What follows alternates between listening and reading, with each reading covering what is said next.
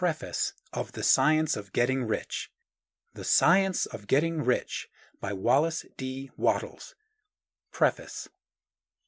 This book is pragmatical, not philosophical, a practical manual, not a treatise upon theories. It is intended for the men and women whose most pressing need is for money, who wish to get rich first and philosophize afterward. It is for those who have, so far, found neither the time, the means, nor the opportunity to go deeply into the study of metaphysics, but who want results, and who are willing to take the conclusions of science as a basis for action, without going into all the processes by which those conclusions were reached. It is expected that the reader will take the fundamental statements upon faith, just as he would take statements concerning a law of electrical action if they were promulgated by a Marconi or an Edison, and taking the statements upon faith that he will prove their truth by acting upon them without fear or hesitation. Every man or woman who does this will certainly get rich, for the science herein applied is an exact science, and failure is impossible. For the benefit, however, of those who wish to investigate philosophical theories, and so secure a logical basis for faith, I will here cite certain authorities. The monistic theory of the universe, the theory that one is all and that all is one, that one substance manifests itself as the seeming many elements of the material world, is of Hindu origin, and has been gradually winning its way into the thought of the Western world for 200 years. It is the foundation of all the Oriental philosophies, and of those of Descartes, Spinoza, Leibniz, Schopenhauer, Hegel, and Emerson.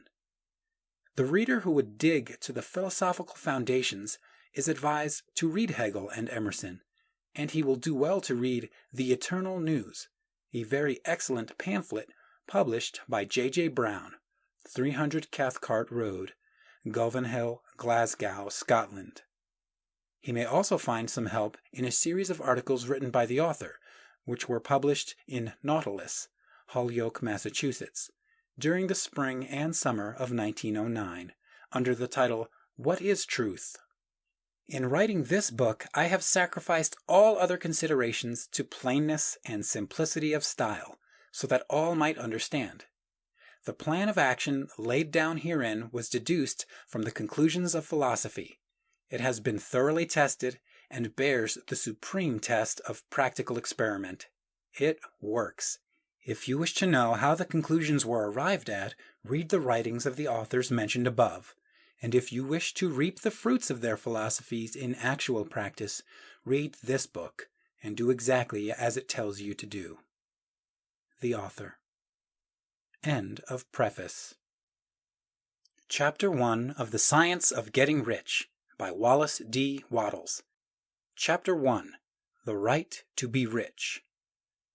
Whatever may be said in praise of poverty, the fact remains that it is not possible to live a really complete or successful life unless one is rich. No man can rise to his greatest possible height in talent or soul development unless he has plenty of money. For to unfold the soul and to develop talent, he must have many things to use, and he cannot have these things unless he has money to buy them with. Man develops in mind, soul, and body by making use of things, and society is so organized that man must have money in order to become the possessor of things. Therefore, the basis of all advancement for man must be the science of getting rich. The object of all life is development, and everything that lives has an inalienable right to all the development it is capable of attaining. Man's right to life means his right to have the free and unrestricted use of all the things which may be necessary to his fullest mental, spiritual, and physical unfoldment, or, in other words, his right to be rich. In this book, I shall not speak of riches in a figurative way. To be really rich does not mean to be satisfied or contented with a little. No man ought to be satisfied with a little if he is capable of using and enjoying more. The purpose of nature is the advancement and unfoldment of life, and every man should have all that can contribute to the power, elegance, beauty, and richness of life. To be content with less is sinful. The man who owns all he wants for the living of all the life he is capable of living is rich, and no man who has not plenty of money can have all he wants. Life has advanced so far and become so complex that even the most ordinary man or woman requires a great amount of wealth in order to live in a manner that even approaches completeness. Every person naturally wants to become all that he is capable of becoming. This desire to realize innate possibilities is inherent in human nature. We cannot help wanting to be all that we can be. Success in life is becoming what you want to be.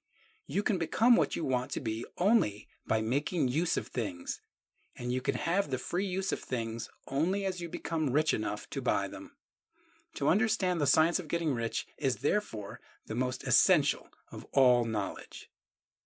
There is nothing wrong in wanting to get rich. The desire for riches is really the desire for a richer, fuller, and more abundant life, and that desire is praiseworthy. The man who does not desire to live more abundantly is abnormal, and so the man who does not desire to have money enough to buy all he wants is abnormal. There are three motives for which we live. We live for the body, we live for the mind, and we live for the soul. No one of these is better or holier than the other. All are alike desirable, and no one of the three, body, mind, or soul, can live fully if either of the others is cut short of full life and expression. It is not right or noble to live only for the soul and deny mind or body, and it is wrong to live for the intellect and deny body and soul. We are all acquainted with the loathsome consequence of living for the body and denying both mind and soul, and we see that real life means the complete expression of all that man can give forth through body, mind, and soul. Whatever he may say, no man can be really happy or satisfied unless his body is living fully in every function, and unless the same is true of his mind and his soul. Wherever there is unexpressed possibility or function not performed, there is unsatisfied desire. Desire is possibility seeking expression, or function seeking performance. Man cannot live fully in body without good food, comfortable clothing, and warm shelter, and without freedom from excessive toil. Rest and recreation are also necessary to his physical life. He cannot live fully in mind without books and time to study them, without opportunity for travel and observation, or without intellectual companionship. To live fully in mind, he must have intellectual recreations and must surround himself with all the objects of art and beauty he is capable of using and appreciating. To live fully in soul, man must have love, and love is denied expression by poverty. Man's highest happiness is found in the bestowal of benefits on those he loves. Love finds its most natural and spontaneous expression in giving. The man who has nothing to give cannot fill his place as a husband or a father, as a citizen or as a man. It is in the use of material things that man finds full life for his body, develops his mind, and unfolds his soul. It is therefore of supreme importance to him that he should be rich. It is perfectly right that you should desire to be rich. If you are a normal man or woman, you cannot help doing so. It is perfectly right that you should give your best attention to the science of getting rich, for it is the noblest and most necessary of all studies. If you neglect this study, you are derelict in your duty to yourself, to God, and to humanity. For you can render God and humanity no greater service than to make the most of yourself.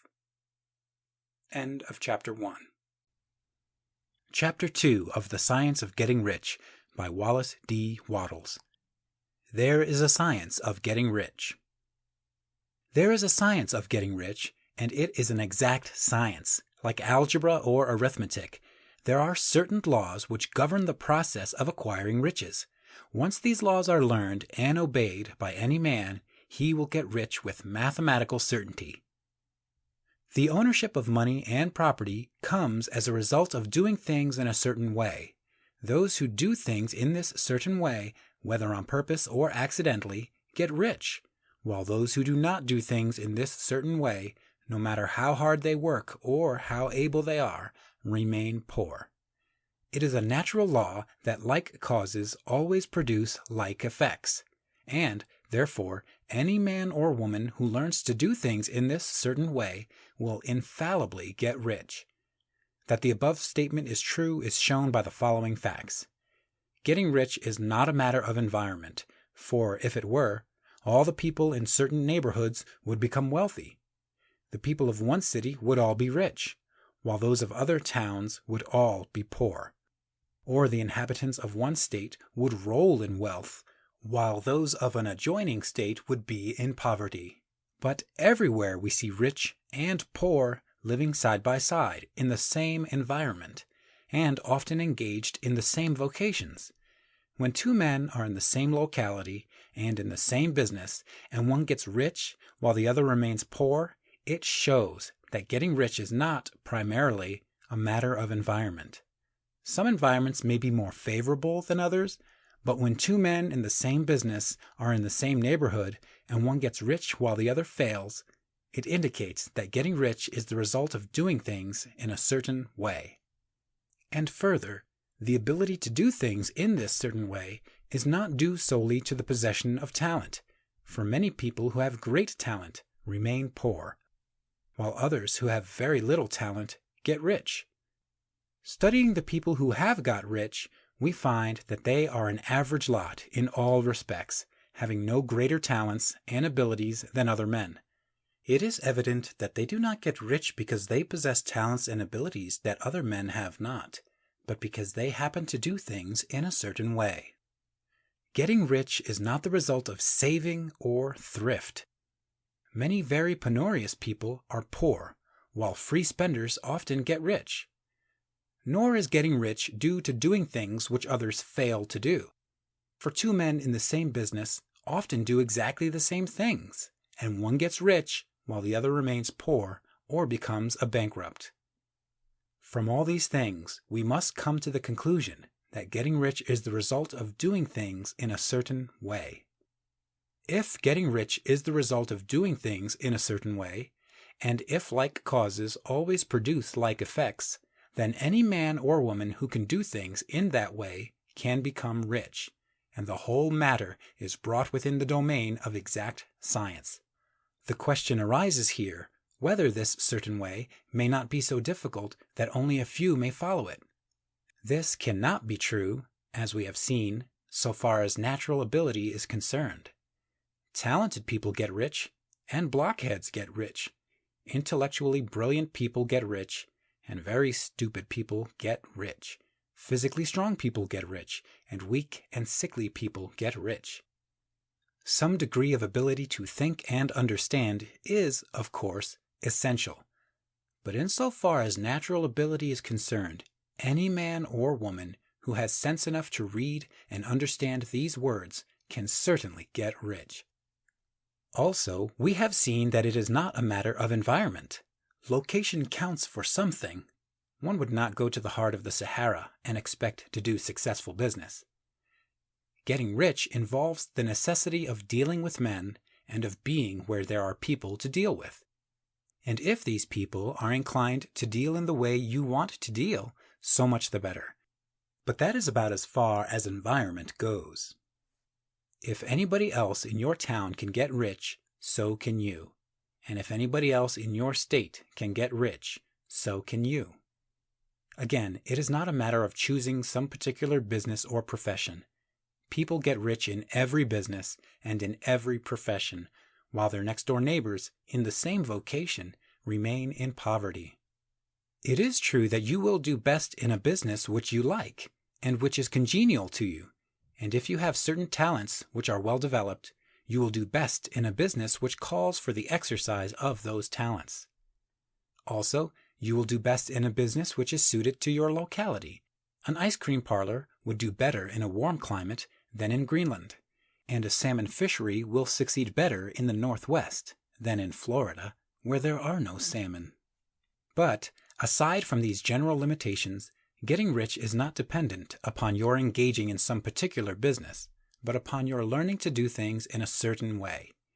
If you are now in business, and anybody else in your locality is getting rich in the same business, while you are not getting rich, it is because you are not doing things in the same way that the other person is doing them. No one is prevented from getting rich by lack of capital. True, as you get capital, the increase becomes more easy and rapid, but one who has capital is already rich and does not need to consider how to become so. No matter how poor you may be, if you begin to do things in a certain way, you will begin to get rich, and you will begin to have capital. The getting of capital is a part of the process of getting rich, and it is a part of the result which invariably follows the doing of things in the certain way. You may be the poorest man on the continent, and be deeply in debt. You may have neither friends, influence, nor resources, but if you begin to do things in this way, you must infallibly begin to get rich. For like causes must produce like effects. If you have no capital, you can get capital. If you are in the wrong business, you can get into the right business. If you are in the wrong location, you can go to the right location. And you can do so by beginning in your present business and in your present location to do things in the certain way which causes success. End of Chapter 2. Chapter 3 of The Science of Getting Rich by Wallace D Wattles. Is opportunity monopolized? No man is kept poor because opportunity has been taken away from him, because other people have monopolized the wealth and have put a fence around it. You may be shut off from engaging in business in certain lines, but there are other channels open to you. Probably it would be hard for you to get control of any of the great railroad systems. That field is pretty well monopolized. But the electric railway business is still in its infancy and offers plenty of scope for enterprise.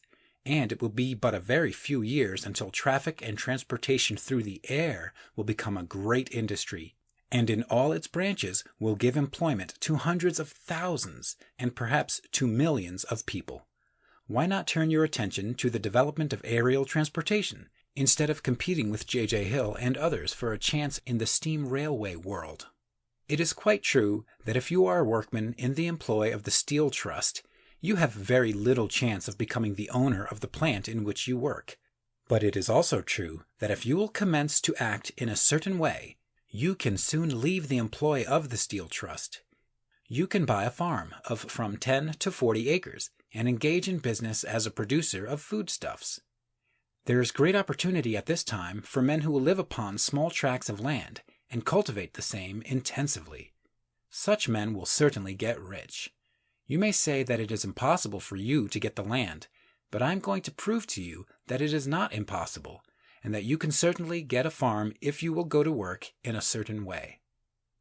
At different periods, the tide of opportunity sets in different directions, according to the needs of the whole, and the particular stage of social evolution which has been reached. At present, in America, it is setting toward agriculture and the allied industries and professions. Today, opportunity is open before the farmer in his line more than before the factory worker in his line. It is open before the businessman who supplies the farmer more than before the one who supplies the factory worker, and before the professional man who waits upon the farmer more than before the one who serves the working class. There is abundance of opportunity for the man who will go with the tide instead of trying to swim against it. So the factory workers, either as individuals or as a class, are not deprived of opportunity. The workers are not being kept down by their masters. They are not being ground by the trusts and combinations of capital. As a class, they are where they are because they do not do things in a certain way. If the workers of America chose to do so, they could follow the example of their brothers in Belgium and other countries and establish great department stores and cooperative industries.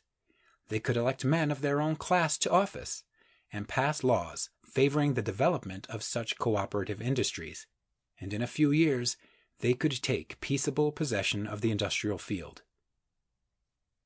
The working class may become the master class whenever they will begin to do things in a certain way.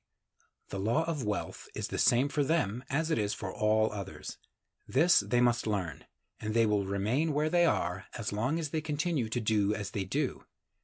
The individual worker, however, is not held down by the ignorance or the mental slothfulness of his class.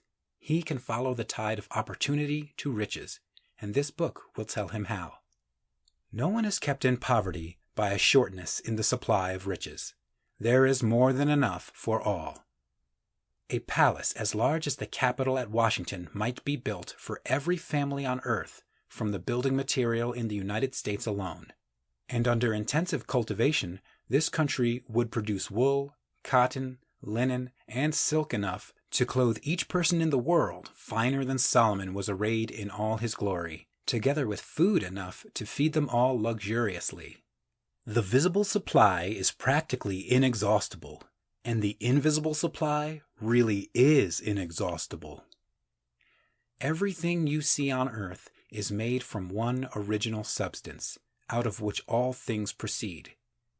New forms are constantly being made, and older ones are dissolving, but all are shapes assumed by one thing. There is no limit to the supply of formless stuff, or original substance. The universe is made out of it, but it was not all used in making the universe. The spaces in, through, and between the forms of the visible universe are permeated and filled with the original substance, with the formless stuff, with the raw material of all things.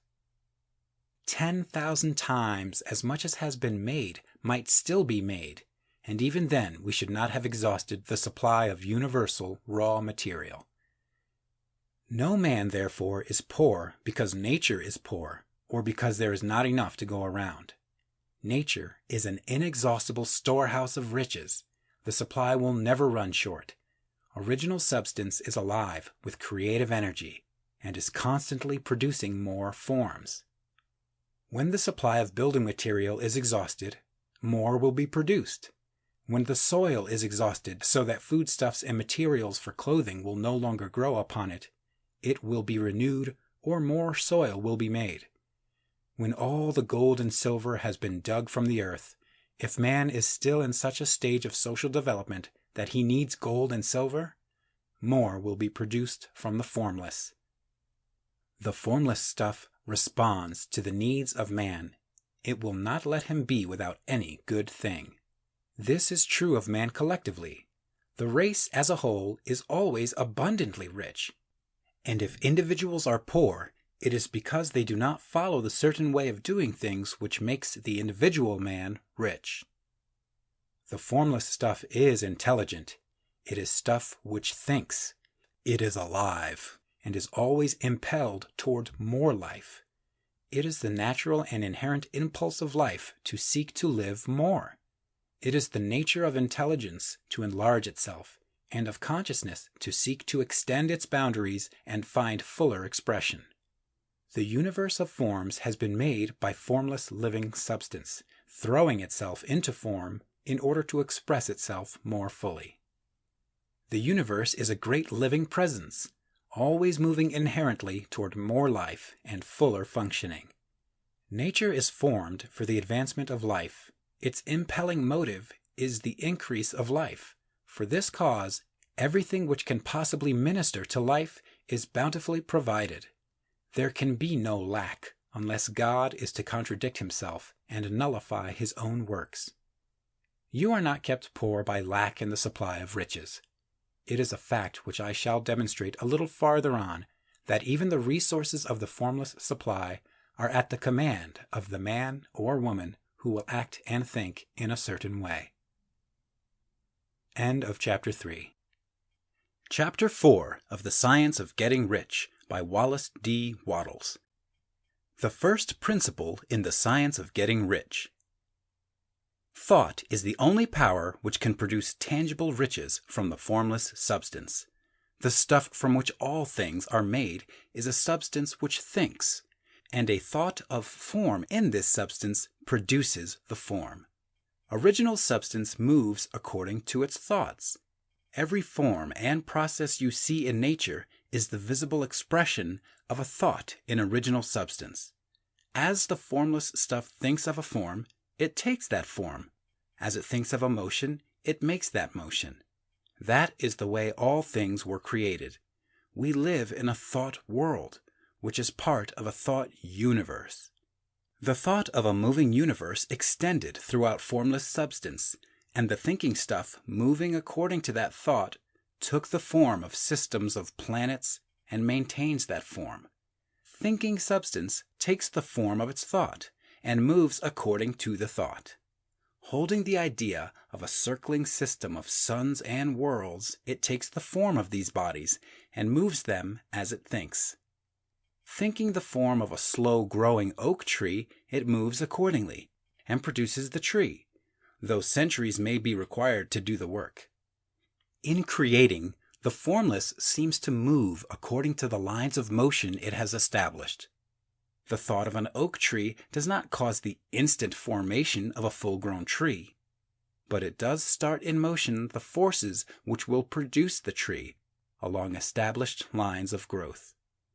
Every thought of form held in thinking substance causes the creation of the form, but always, or at least generally, along lines of growth and action already established. The thought of a house of a certain construction, if it were impressed upon formless substance, might not cause the instant formation of the house, but it would cause the turning of creative energies already working in trade and commerce into such channels as to result in the speedy building of the house.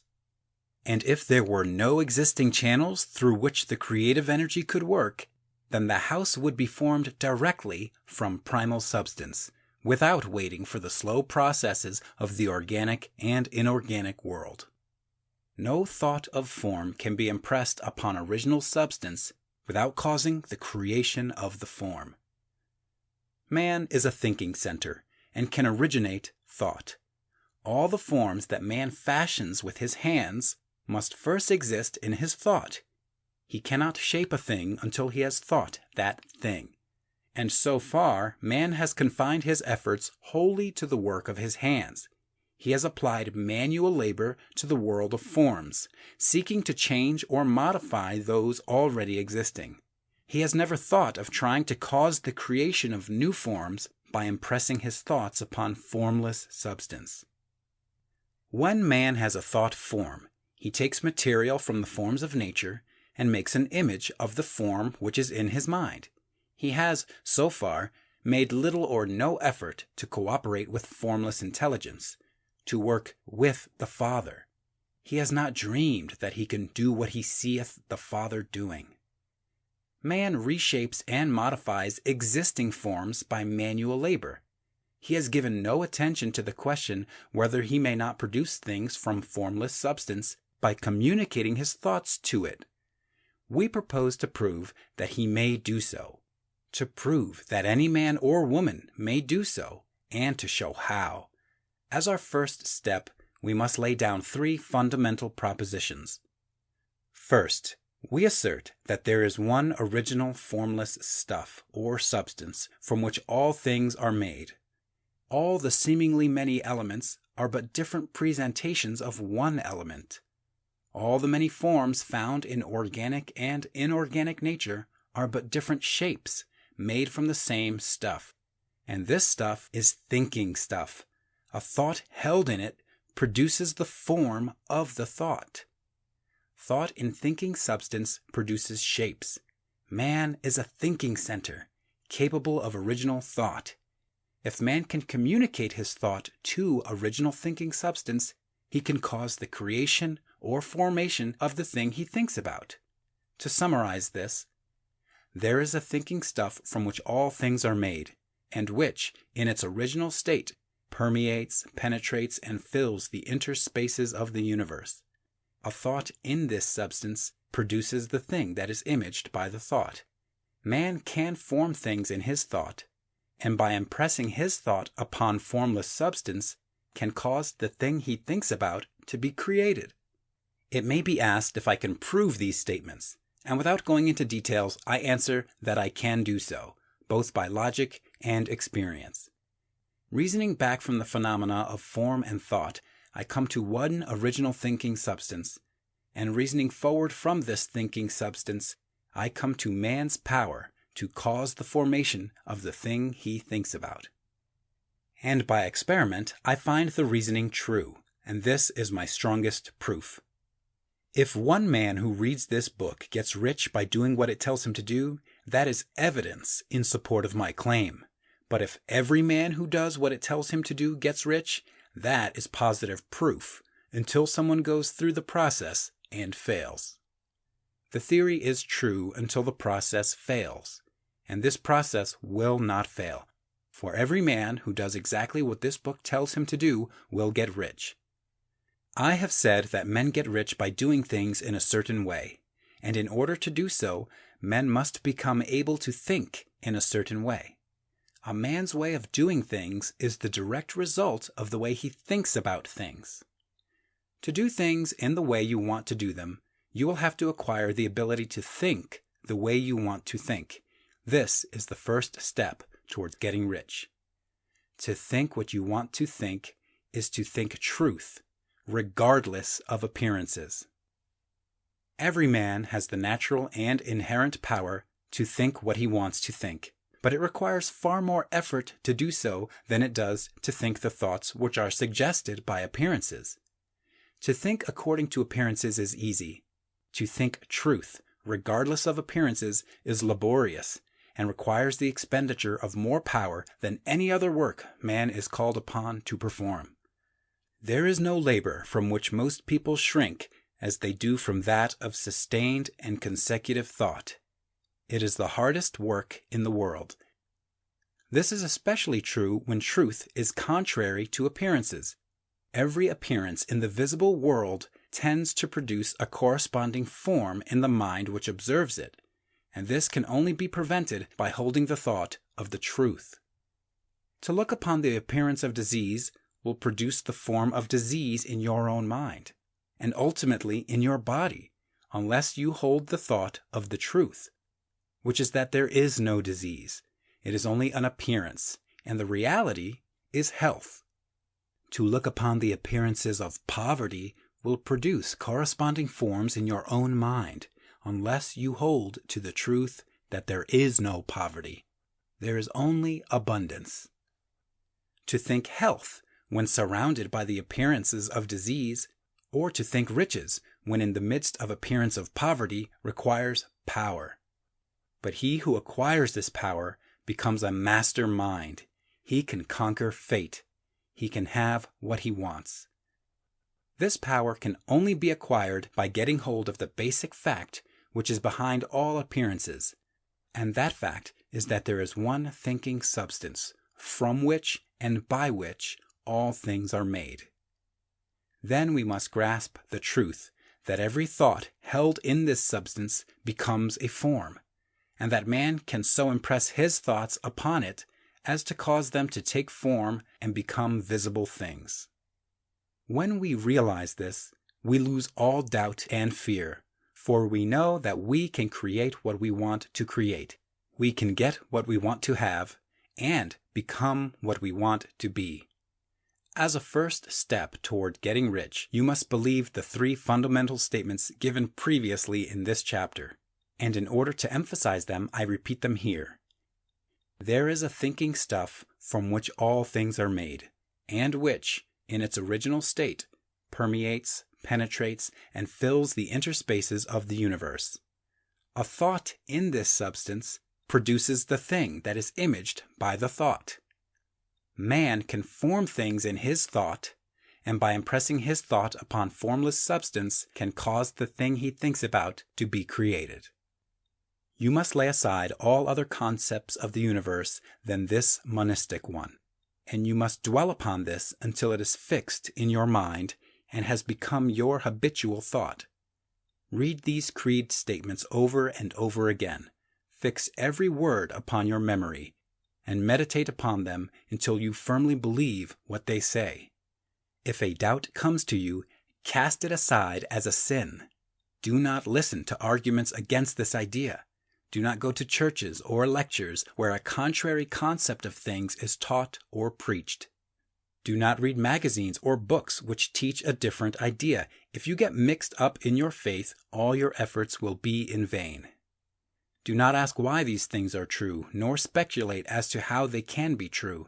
Simply take them on trust. The science of getting rich begins with the absolute acceptance of this faith. End of Chapter 4. Chapter 5 of The Science of Getting Rich by Wallace D Wattles. Increasing life. You must get rid of the last vestige of the old idea that there is a deity whose will it is that you should be poor, or whose purpose may be served by keeping you in poverty. The intelligent substance which is all, and in all, and which lives in all, and lives in you, is a consciously living substance. Being a consciously living substance, it must have the natural and inherent desire of every living intelligence for increase of life. Every living thing must continually seek for the enlargement of its life, because life, in the mere act of living, must increase itself. A seed, dropped into the ground, springs into activity, and in the act of living, produces 100 more seeds. Life, by living, multiplies itself. It is forever becoming more. It must do so if it continues to be at all. Intelligence is under this same necessity for continuous increase. Every thought we think makes it necessary for us to think another thought. Consciousness is continually expanding. Every fact we learn leads us to the learning of another fact. Knowledge is continually increasing. Every talent we cultivate brings to the mind the desire to cultivate another talent. We are subject to the urge of life, seeking expression, which ever drives us on to know more, to do more, and to be more.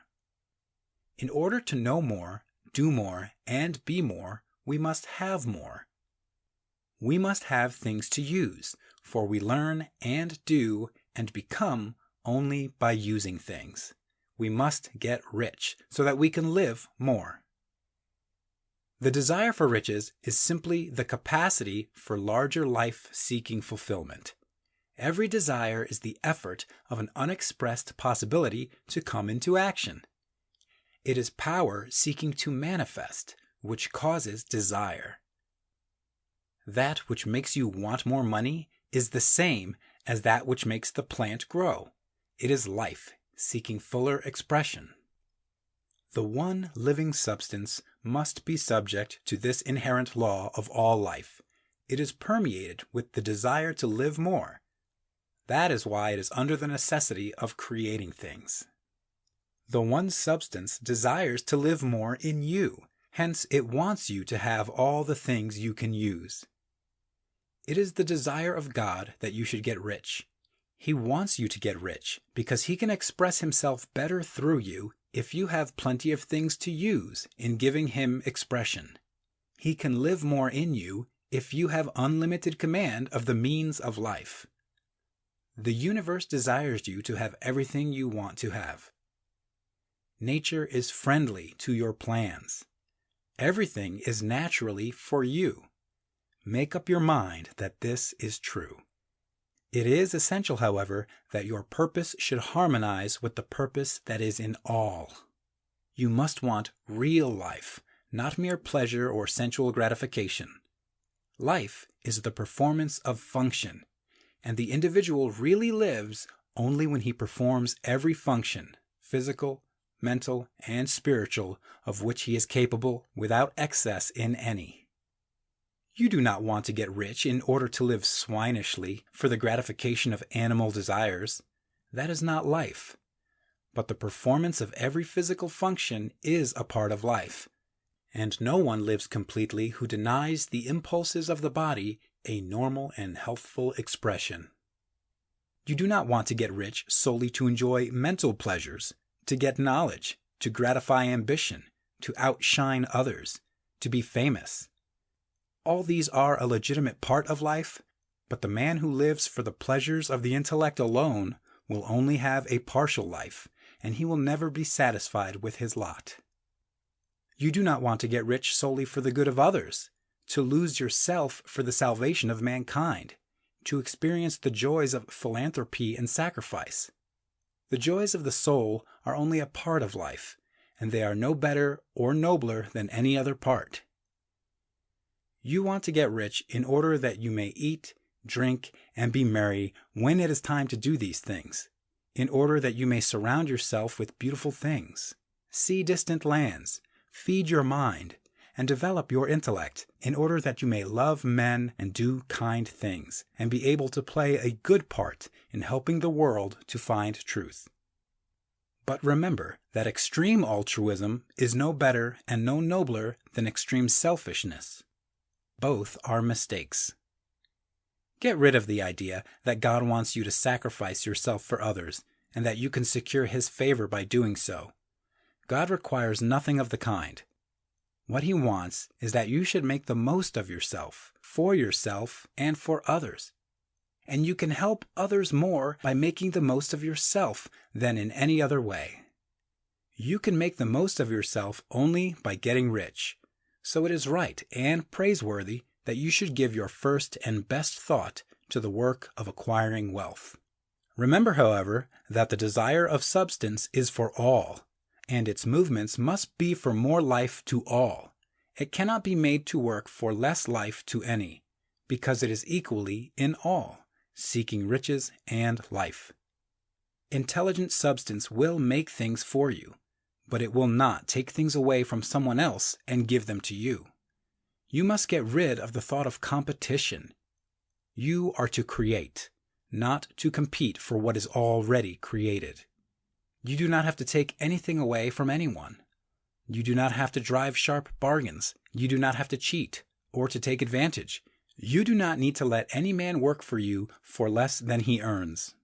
You do not have to covet the property of others or to look at it with wishful eyes. No man has anything of which you cannot have the like, and that without taking what he has away from him. You are to become a creator, not a competitor. You are going to get what you want, but in such a way that when you get it, every other man will have more than he has now. I am aware that there are men who get a vast amount of money by proceeding in direct opposition to the statements in the paragraph above, and may add a word of explanation here. Men of the plutocratic type who become very rich do so sometimes purely by their extraordinary ability on the plane of competition, and sometimes they unconsciously relate themselves to substance in its great purposes and movements for the general racial upbuilding through industrial evolution. Rockefeller, Carnegie, Morgan, et al. Have been the unconscious agents of the Supreme in the necessary work of systematizing and organizing productive industry, and in the end their work will contribute immensely toward increased life for all. Their day is nearly over. They have organized production, and will soon be succeeded by the agents of the multitude who will organize the machinery of distribution. The multimillionaires are like the monster reptiles of the prehistoric eras. They play a necessary part in the evolutionary process, but the same power which produced them will dispose of them. And it is well to bear in mind that they have never been really rich. A record of the private lives of most of this class will show that they have really been the most abject and wretched of the poor. Riches secured on the competitive plane are never satisfactory and permanent. They are yours today and another's tomorrow. Remember, if you are to become rich in a scientific and certain way, you must rise entirely out of the competitive thought. You must never think for a moment that the supply is limited. Just as soon as you begin to think that all the money is being cornered and controlled by bankers and others, and that you must exert yourself to get laws passed to stop this process and so on, in that moment you drop into the competitive mind, and your power to cause creation is gone for the time being. And what is worse, you will probably arrest the creative movements you have already instituted. Know that there are countless millions of dollars worth of gold in the mountains of the earth, not yet brought to light. and know that if there were not, more would be created from thinking substance to supply your needs. Know that the money you need will come, even if it is necessary for 1,000 men to be led to the discovery of new gold mines tomorrow. Never look at the visible supply.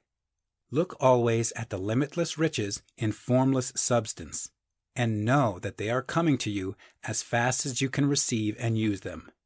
Nobody, by cornering the visible supply, can prevent you from getting what is yours. So never allow yourself to think for an instant that all the best building spots will be taken before you get ready to build your house, unless you hurry. Never worry about the trusts and combines and get anxious for fear they will soon come to own the whole earth. Never get afraid that you will lose what you want because some other person beats you to it. That cannot possibly happen. You are not seeking anything that is possessed by anybody else. You are causing what you want to be created from formless substance, and the supply is without limits. Stick to the formulated statement. There is a thinking stuff from which all things are made, and which, in its original state, permeates, penetrates, and fills the interspaces of the universe. A thought in this substance produces the thing that is imaged by the thought. Man can form things in his thought, and by impressing his thought upon formless substance, can cause the thing he thinks about to be created. End of Chapter 5. Chapter 6 of The Science of Getting Rich by Wallace D Wattles. How riches come to you. When I say that you do not have to drive sharp bargains, I do not mean that you do not have to drive any bargains at all, or that you are above the necessity for having any dealings with your fellow men. I mean that you will not need to deal with them unfairly. You do not have to get something for nothing, but can give to every man more than you take from him.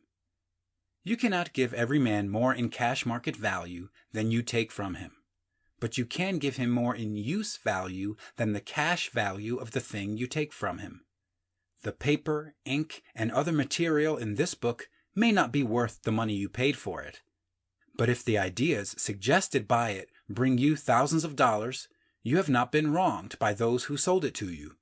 They have given you a great use value for a small cash value. Let us suppose that I own a picture by one of the great artists, which, in any civilized community, is worth thousands of dollars. I take it to Baffin Bay, and by salesmanship induce an Eskimo to give a bundle of furs worth $500 for it. I have really wronged him, for he has no use for the picture. It has no use value to him. It will not add to his life. But suppose I give him a gun worth $50 for his furs. Then he has made a good bargain. He has use for the gun. It will get him many more furs and much food. It will add to his life in every way. It will make him rich.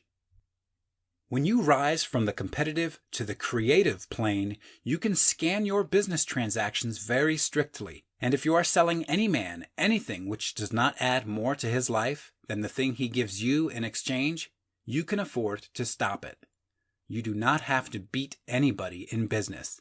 And if you are in a business which does beat people, get out of it at once. Give every man more in use value than you take from him in cash value.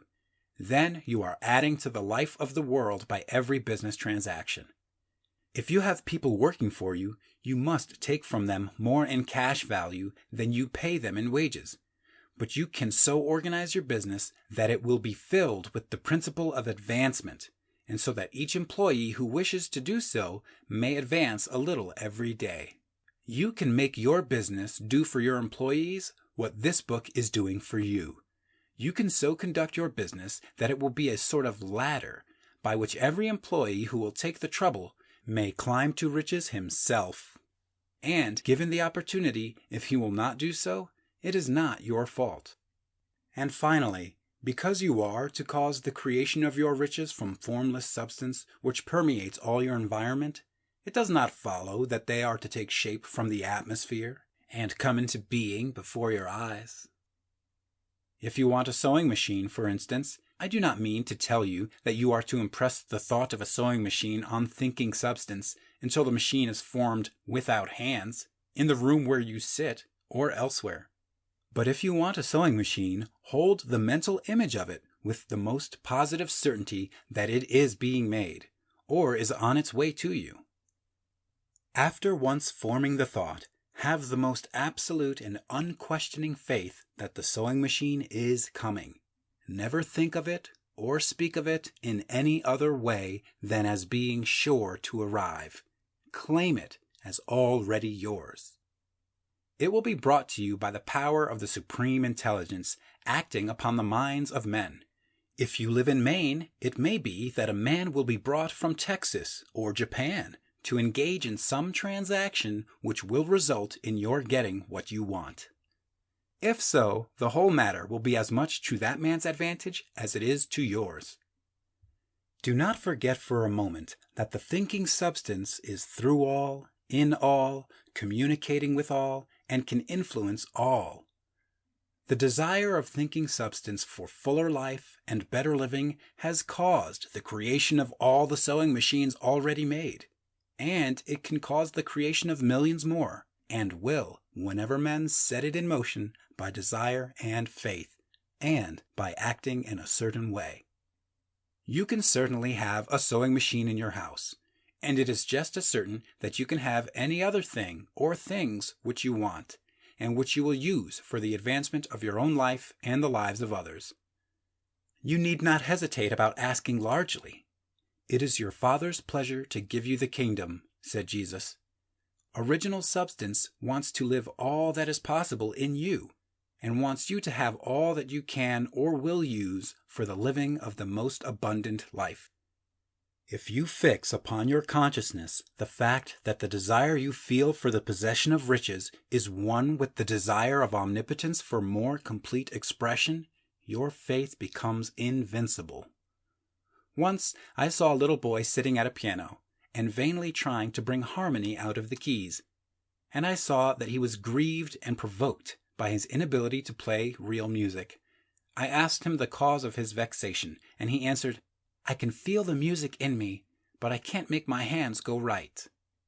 The music in him was the urge of original substance containing all the possibilities of all life.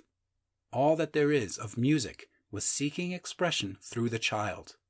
God, the one substance, is trying to live and do and enjoy things through humanity. He is saying, I want hands to build wonderful structures, to play divine harmonies, to paint glorious pictures. I want feet to run my errands, eyes to see my beauties, tongues to tell mighty truths and to sing marvelous songs, and so on. All that there is of possibility is seeking expression through men. God wants those who can play music to have pianos and every other instrument, and to have the means to cultivate their talents to the fullest extent. He wants those who can appreciate beauty to be able to surround themselves with beautiful things.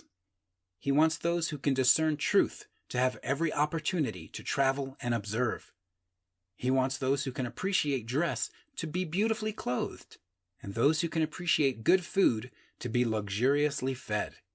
He wants all these things because it is himself that enjoys and appreciates them. It is God who wants to play and sing and enjoy beauty and proclaim truth and wear fine clothes and eat good foods. It is God that worketh in you to will and to do, said Paul. The desire you feel for riches is the infinite, seeking to express himself in you as he sought to find expression in the little boy at the piano. So you need not hesitate to ask largely. Your part is to focalize and express the desires of God. This is a difficult point with most people. They retained something of the old idea that poverty and self-sacrifice are pleasing to God. They look upon poverty as a part of the plan, a necessity of nature. They have the idea that God has finished his work and made all that he can make, and that the majority of men must stay poor because there is not enough to go around. They hold to so much of this erroneous thought that they feel ashamed to ask for wealth. They try not to want more than a very modest competence, just enough to make them fairly comfortable. I recall now the case of one student who was told that he must get in mind a clear picture of the things he desired, so that the creative thought of them might be impressed on formless substance. He was a very poor man, living in a rented house and having only what he earned from day to day, and he could not grasp the fact that all wealth was his. So after thinking the matter over, he decided that he might reasonably ask for a new rug for the floor of his best room and an anthracite coal stove to heat the house during the cold weather. Following the instructions given in this book, he obtained these things in a few months, and then it dawned upon him that he had not asked enough. He went through the house in which he lived and planned all the improvements he would like to make in it. He mentally added a bay window here and a room there until it was complete in his mind as his ideal home, and then he planned its furnishings. Holding the whole picture in his mind, he began living in a certain way and moving toward what he wanted, and he owns the house now and is rebuilding it after the form of his mental image. And now, with still larger faith, he is going on to get greater things. It has been unto him according to his faith, and it is so with you and with all of us. End of Chapter 6. Chapter 7 of The Science of Getting Rich by Wallace D Wattles. Gratitude.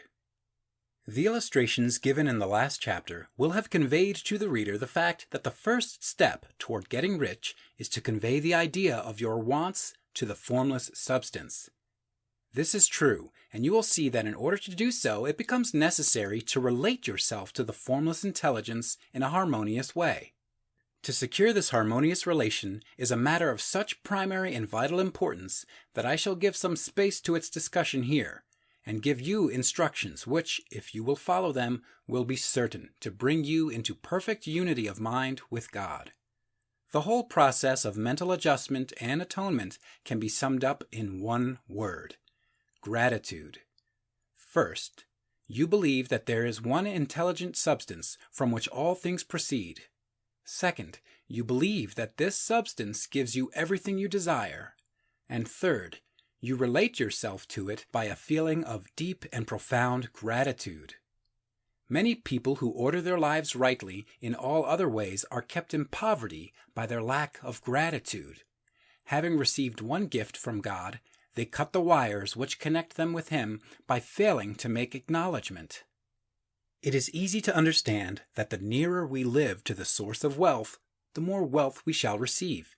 And it is easy also to understand that the soul that is always grateful lives in closer touch with God than the one which never looks to Him in thankful acknowledgement.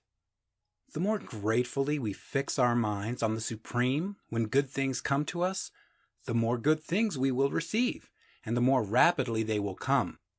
And the reason simply is that the mental attitude of gratitude draws the mind into closer touch with the source from which the blessings come.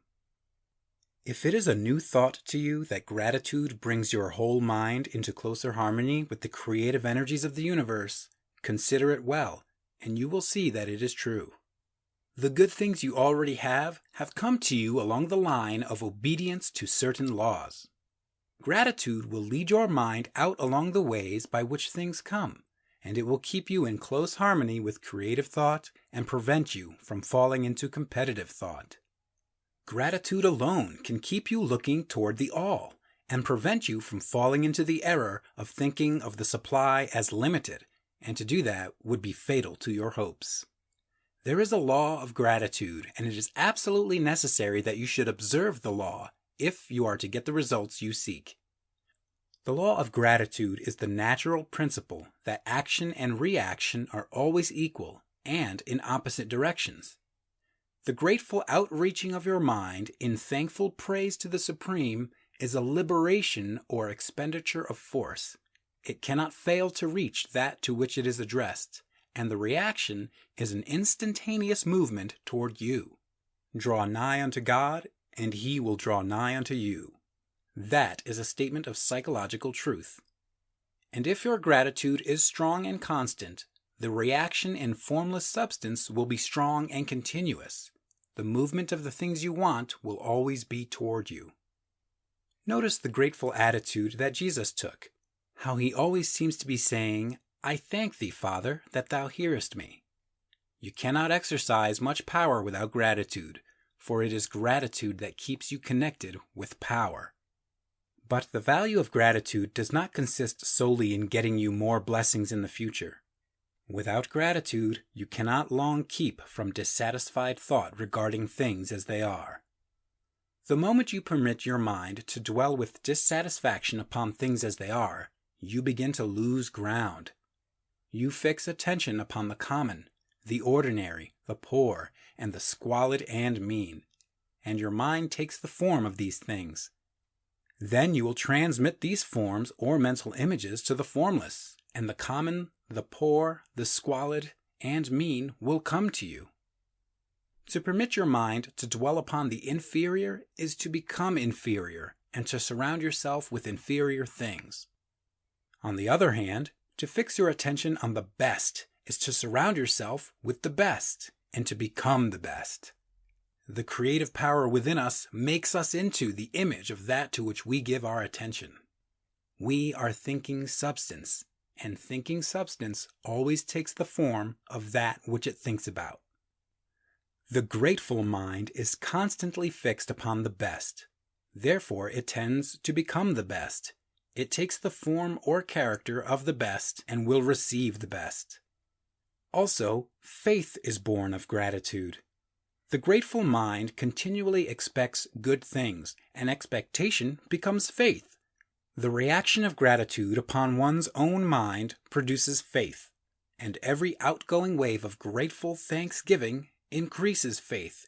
He who has no feeling of gratitude cannot long retain a living faith, and without a living faith you cannot get rich by the creative method, as we shall see in the following chapters.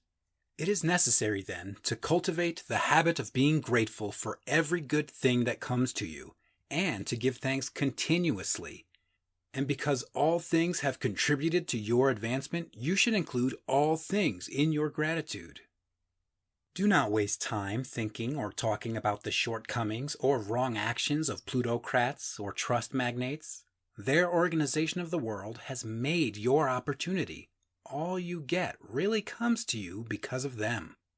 Do not rage against corrupt politicians. If it were not for politicians, we should fall into anarchy, and your opportunity would be greatly lessened. God has worked a long time and very patiently to bring us up to where we are in industry and government, and He is going right on with His work. There is not the least doubt that He will do away with plutocrats, trust magnates, captains of industry, and politicians as soon as they can be spared. But in the meantime, behold, they are all very good. Remember that they are all helping to arrange the lines of transmission along which your riches will come to you, and be grateful to them all. This will bring you into harmonious relations with the good in everything, and the good in everything will move toward you. End of Chapter 7. Chapter 8 of The Science of Getting Rich by Wallace D Wattles. Thinking in the Certain Way. Turn back to Chapter 6 and read again the story of the man who formed a mental image of his house, and you will get a fair idea of the initial step toward getting rich. You must form a clear and definite mental picture of what you want. You cannot transmit an idea unless you have it yourself. You must have it before you can give it, and many people fail to impress thinking substance because they have themselves only a vague and misty concept of the thing they want to do, to have, or to become. It is not enough that you should have a general desire for wealth to do good with. Everybody has that desire. It is not enough that you should have a wish to travel, see things, live more, etc. Everybody has those desires also. If you were going to send a wireless message to a friend, you would not send the letters of the alphabet in their order and let him construct the message for himself. Nor would you take words at random from the dictionary. You would send a coherent sentence, one which meant something. When you try to impress your wants upon substance, remember that it must be done by a coherent statement. You must know what you want and be definite. You can never get rich or start the creative power into action by sending out unformed longings and vague desires. Go over your desires, just as the man I have described went over his house. See just what you want and get a clear mental picture of it as you wish it to look when you get it. That clear mental picture you must have continually in mind, as the sailor has in mind the port toward which he is sailing the ship. You must keep your face toward it all the time. You must no more lose sight of it than the steersman loses sight of the compass. It is not necessary to take exercises in concentration, nor to set apart special times for prayer and affirmation, nor to go into the silence, nor to do occult stunts of any kind. These things are well enough, but all you need is to know what you want and to want it badly enough so that it will stay in your thoughts. Spend as much of your leisure time as you can in contemplating your picture. But no one needs to take exercises to concentrate his mind on a thing which he really wants. It is the things you do not really care about which require effort to fix your attention upon them. And unless you really want to get rich, so that the desire is strong enough to hold your thoughts directed to the purpose, as the magnetic pole holds the needle of the compass, it will hardly be worthwhile for you to try to carry out the instructions given in this book. The methods herein set forth are for people whose desire for riches is strong enough to overcome mental laziness and the love of ease and make them work. The more clear and definite you make your picture then, and the more you dwell upon it, bringing out all its delightful details, the stronger your desire will be. And the stronger your desire, the easier it will be to hold your mind fixed upon the picture of what you want. Something more is necessary, however, than merely to see the picture clearly. If that is all you do, you are only a dreamer and will have little or no power for accomplishment. Behind your clear vision must be the purpose to realize it, to bring it out in tangible expression. And behind this purpose must be an invincible and unwavering faith that the thing is already yours, that it is at hand, and you have only to take possession of it. Live in the new house mentally until it takes form around you physically.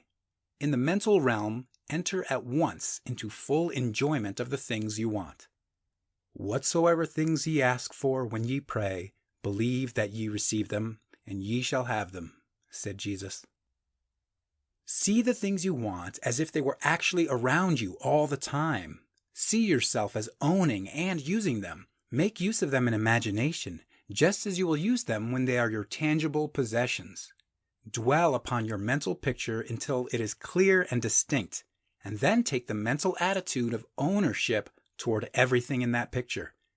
Take possession of it in mind, in the full faith that it is actually yours. Hold to this mental ownership. Do not waver for an instant in the faith that it is real. And remember what was said in a preceding chapter about gratitude. Be as thankful for it all the time as you expect to be when it has taken form. The man who can sincerely thank God for the things which as yet he owns only in imagination has real faith. He will get rich. He will cause the creation of whatsoever he wants.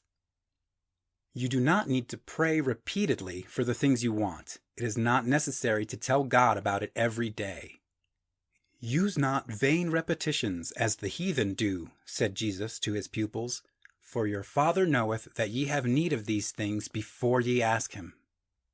Your part is to intelligently formulate your desire for the things which make for a larger life, and to get these desires arranged into a coherent whole, and then to impress this whole desire upon the formless substance, which has the power and the will to bring you what you want. You do not make this impression by repeating strings of words. You make it by holding the vision with unshakable purpose to attain it, and with steadfast faith that you do attain it. The answer to prayer is not according to your faith while you are talking, but according to your faith while you are working. You cannot impress the mind of God by having a special Sabbath day set apart to tell him what you want, and then forgetting him during the rest of the week. You cannot impress him by having special hours to go into your closet and pray, if you then dismiss the matter from your mind until the hour of prayer comes again. Oral prayer is well enough and has its effect, especially upon yourself, in clarifying your vision and strengthening your faith. But it is not your oral petitions which get you what you want.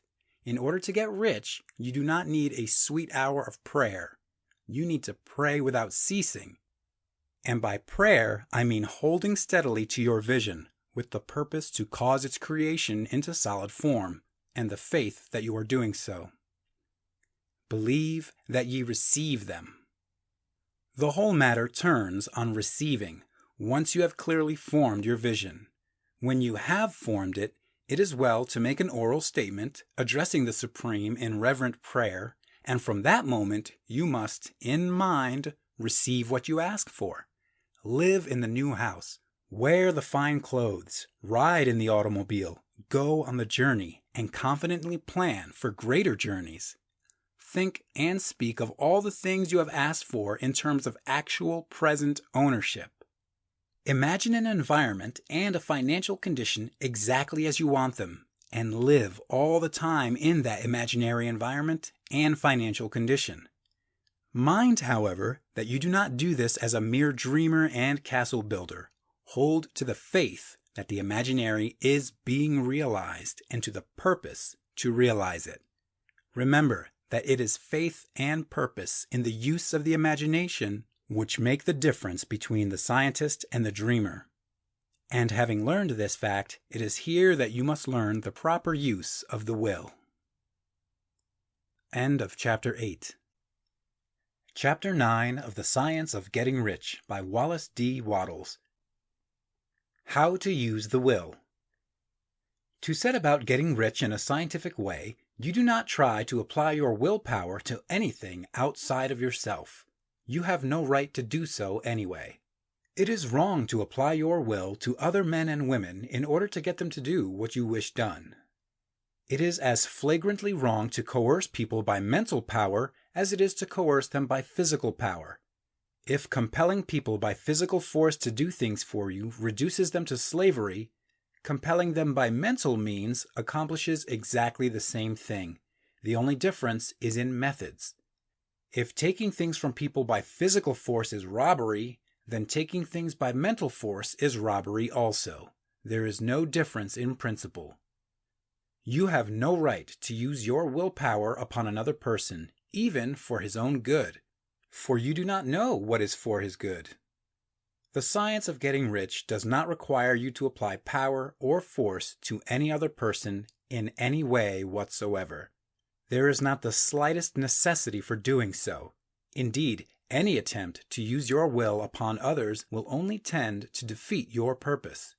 You do not need to apply your will to things in order to compel them to come to you. That would simply be trying to coerce God, and would be foolish and useless, as well as irreverent. You do not have to compel God to give you good things any more than you have to use your willpower to make the sun rise. You do not have to use your willpower to conquer an unfriendly deity or to make stubborn and rebellious forces do your bidding. Substance is friendly to you and is more anxious to give you what you want than you are to get it. To get rich, you need only to use your willpower upon yourself. When you know what to think and do, then you must use your will to compel yourself to think and do the right things. That is the legitimate use of the will in getting what you want. To use it in holding yourself to the right course. Use your will to keep yourself thinking and acting in the certain way. Do not try to project your will or your thoughts or your mind out into space to act on things or people. Keep your mind at home. It can accomplish more there than elsewhere. Use your mind to form a mental image of what you want, and to hold that vision with faith and purpose, and use your will to keep your mind working in the right way. The more steady and continuous your faith and purpose, the more rapidly you will get rich, because you will make only positive impressions upon substance, and you will not neutralize or offset them by negative impressions. The picture of your desires, held with faith and purpose, is taken up by the formless, and permeates it to great distances throughout the universe for all I know. As this impression spreads, All things are set moving toward its realization. Every living thing, every inanimate thing, and the things yet uncreated are stirred toward bringing into being that which you want. All force begins to be exerted in that direction. All things begin to move toward you.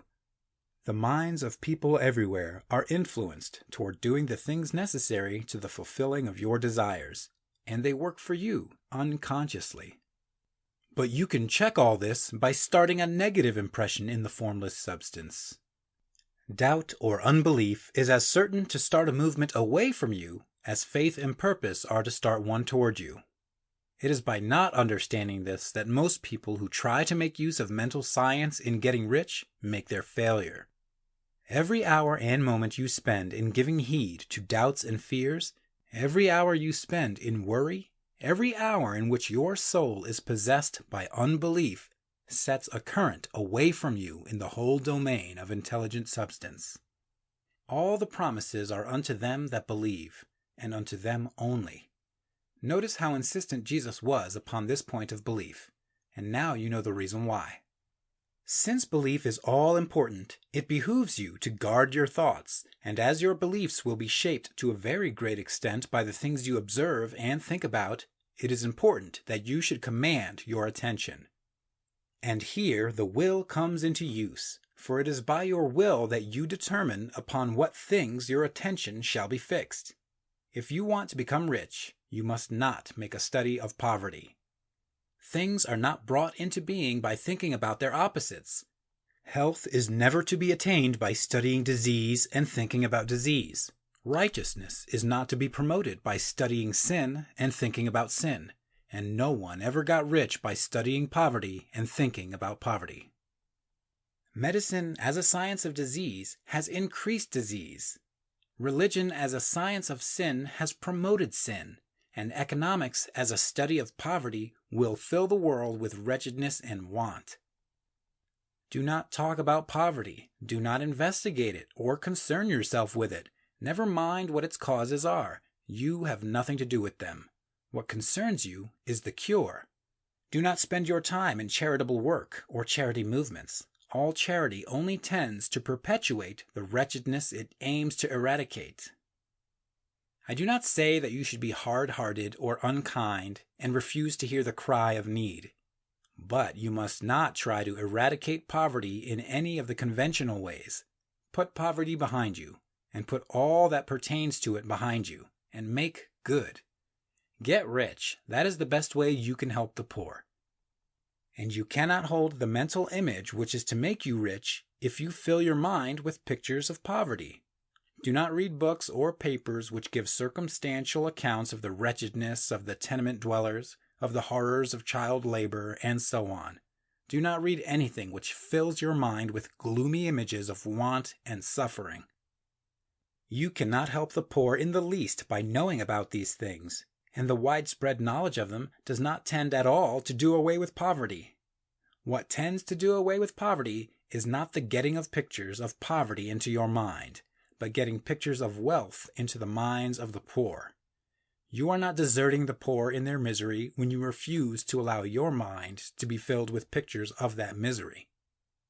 Poverty can be done away with not by increasing the number of well-to-do people who think about poverty, but by increasing the number of poor people who propose with faith to get rich. The poor do not need charity. They need inspiration. Charity only sends them a loaf of bread to keep them alive in their wretchedness, or gives them an entertainment to make them forget for an hour or two. But inspiration will cause them to rise out of their misery. If you want to help the poor, demonstrate to them that they can become rich. Prove it by getting rich yourself. The only way in which poverty will ever be banished from this world is by getting a large and constantly increasing number of people to practice the teachings of this book. People must be taught to become rich by creation, not by competition. Every man who becomes rich by competition throws down behind him the ladder by which he rises and keeps others down. But every man who gets rich by creation opens a way for thousands to follow him and inspires them to do so. You are not showing hardness of heart or an unfeeling disposition when you refuse to pity poverty, see poverty, read about poverty, or think or talk about it, or to listen to those who do talk about it. Use your willpower to keep your mind off the subject of poverty and to keep it fixed with faith and purpose on the vision of what you want. End of Chapter 9. Chapter 10 of The Science of Getting Rich by Wallace D Wattles. Further use of the will. You cannot retain a true and clear vision of wealth if you are constantly turning your attention to opposing pictures, whether they be external or imaginary. Do not tell of your past troubles of a financial nature, if you have had them. Do not think of them at all. Do not tell of the poverty of your parents or the hardships of your early life. To do any of these things is to mentally class yourself with the poor for the time being, and it will certainly check the movement of things in your direction. Let the dead bury their dead, as Jesus said. Put poverty and all things that pertain to poverty completely behind you. You have accepted a certain theory of the universe as being correct, and are resting all your hopes of happiness on its being correct. And what can you gain by giving heed to conflicting theories? Do not read religious books which tell you that the world is soon coming to an end. And do not read the writings of muckrakers and pessimistic philosophers who tell you that it is going to the devil. The world is not going to the devil. It is going to God. It is a wonderful becoming. True, there may be a good many things in existing conditions which are disagreeable, but what is the use of studying them when they are certainly passing away, and when the study of them only tends to check their passing and keep them with us? Why give time and attention to things which are being removed by evolutionary growth, when you can hasten their removal only by promoting the evolutionary growth as far as your part of it goes? No matter how horrible in seeming may be the conditions in certain countries, sections, or places, you waste your time and destroy your own chances by considering them. You should interest yourself in the world's becoming rich. Think of the riches the world is coming into, instead of the poverty it is growing out of, and bear in mind that the only way in which you can assist the world in growing rich is by growing rich yourself, through the creative method, not the competitive one. Give your attention wholly to riches. Ignore poverty. Whenever you think or speak of those who are poor, think and speak of them as those who are becoming rich, as those who are to be congratulated rather than pitied. Then they and others will catch the inspiration and begin to search for the way out. Because I say that you are to give your whole time and mind and thought to riches, it does not follow that you are to be sordid or mean. To become really rich is the noblest aim you can have in life, for it includes everything else. On the competitive plane, the struggle to get rich is a godless scramble for power over other men. But when we come into the creative mind, all this is changed. All that is possible in the way of greatness and soul unfoldment, of service and lofty endeavor, comes by way of getting rich. All is made possible by the use of things. If you lack for physical health, you will find that the attainment of it is conditional on your getting rich. Only those who are emancipated from financial worry and who have the means to live a carefree existence and follow hygienic practices can have and retain health. Moral and spiritual greatness is possible only to those who are above the competitive battle for existence. And only those who are becoming rich on the plane of creative thought are free from the degrading influences of competition. If your heart is set on domestic happiness, remember that love flourishes best where there is refinement, a high level of thought, and freedom from corrupting influences, and these are to be found only where riches are attained by the exercise of creative thought, without strife or rivalry. You can aim at nothing so great or noble, I repeat, as to become rich, and you must fix your attention upon your mental picture of riches, to the exclusion of all that may tend to dim or obscure the vision. You must learn to see the underlying truth in all things. You must see beneath all seemingly wrong conditions the great one life, ever moving forward toward fuller expression and more complete happiness. It is the truth that there is no such thing as poverty, that there is only wealth.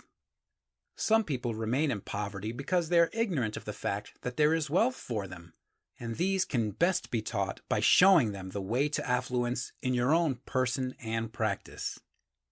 Others are poor because, while they feel that there is a way out, they are too intellectually indolent to put forth the mental effort necessary to find that way and travel it. And for these, the very best thing you can do is to arouse their desire by showing them the happiness that comes from being rightly rich. Others still are poor because, while they have some notion of science, they have become so swamped and lost in the maze of metaphysical and occult theories that they do not know which road to take. They try a mixture of many systems and fail in all. For these, again, the very best thing to do is to show the right way in your own person and practice. An ounce of doing things is worth a pound of theorizing. The very best thing you can do for the whole world is to make the most of yourself. You can serve God and man in no more effective way than by getting rich. That is, if you get rich by the creative method and not by the competitive one. Another thing, we assert that this book gives in detail the principles of the science of getting rich, and if that is true, you do not need to read any other book upon the subject. This may sound narrow and egotistical, but consider, there is no more scientific method of computation in mathematics than by addition, subtraction, multiplication, and division. No other method is possible. There can be but one shortest distance between 2 points. There is only one way to think scientifically, and that is to think in the way that leads by the most direct and simple route to the goal. No man has yet formulated a briefer or less complex system than the one set forth herein. It has been stripped of all non-essentials. When you commence on this, lay all others aside. Put them out of your mind altogether. Read this book every day. Keep it with you. Commit it to memory. And do not think about other systems and theories. If you do, you will begin to have doubts, and to be uncertain and wavering in your thought, and then you will begin to make failures. After you have made good and become rich, you may study other systems as much as you please, but until you are quite sure that you have gained what you want, do not read anything on this line but this book, unless it be the authors mentioned in the preface. And read only the most optimistic comments on the world's news, those in harmony with your picture. Also, postpone your investigations into the occult. Do not dabble in theosophy, spiritualism, or kindred studies. It is very likely that the dead still live and are near, but if they are, let them alone. Mind your own business. Wherever the spirits of the dead may be, they have their own work to do and their own problems to solve, and we have no right to interfere with them. We cannot help them, and it is very doubtful whether they can help us, or whether we have any right to trespass upon their time if they can. Let the dead and the hereafter alone, and solve your own problem. Get rich. If you begin to mix with the occult, you will start mental cross-currents which will surely bring your hopes to shipwreck. Now, this and the preceding chapters have brought us to the following statement of basic facts. There is a thinking stuff from which all things are made, and which, in its original state, permeates, penetrates, and fills the interspaces of the universe. A thought in this substance produces the thing that is imaged by the thought. Man can form things in his thought, and by impressing his thought upon formless substance, can cause the thing he thinks about to be created. In order to do this, man must pass from the competitive to the creative mind. He must form a clear mental picture of the things he wants and hold this picture in his thoughts with the fixed purpose to get what he wants and the unwavering faith that he does get what he wants, closing his mind against all that may tend to shake his purpose, dim his vision, or quench his faith. And in addition to all this, we shall now see that he must live and act in a certain way. End of Chapter 10. Chapter 11 of The Science of Getting Rich by Wallace D Wattles. Acting in the certain way.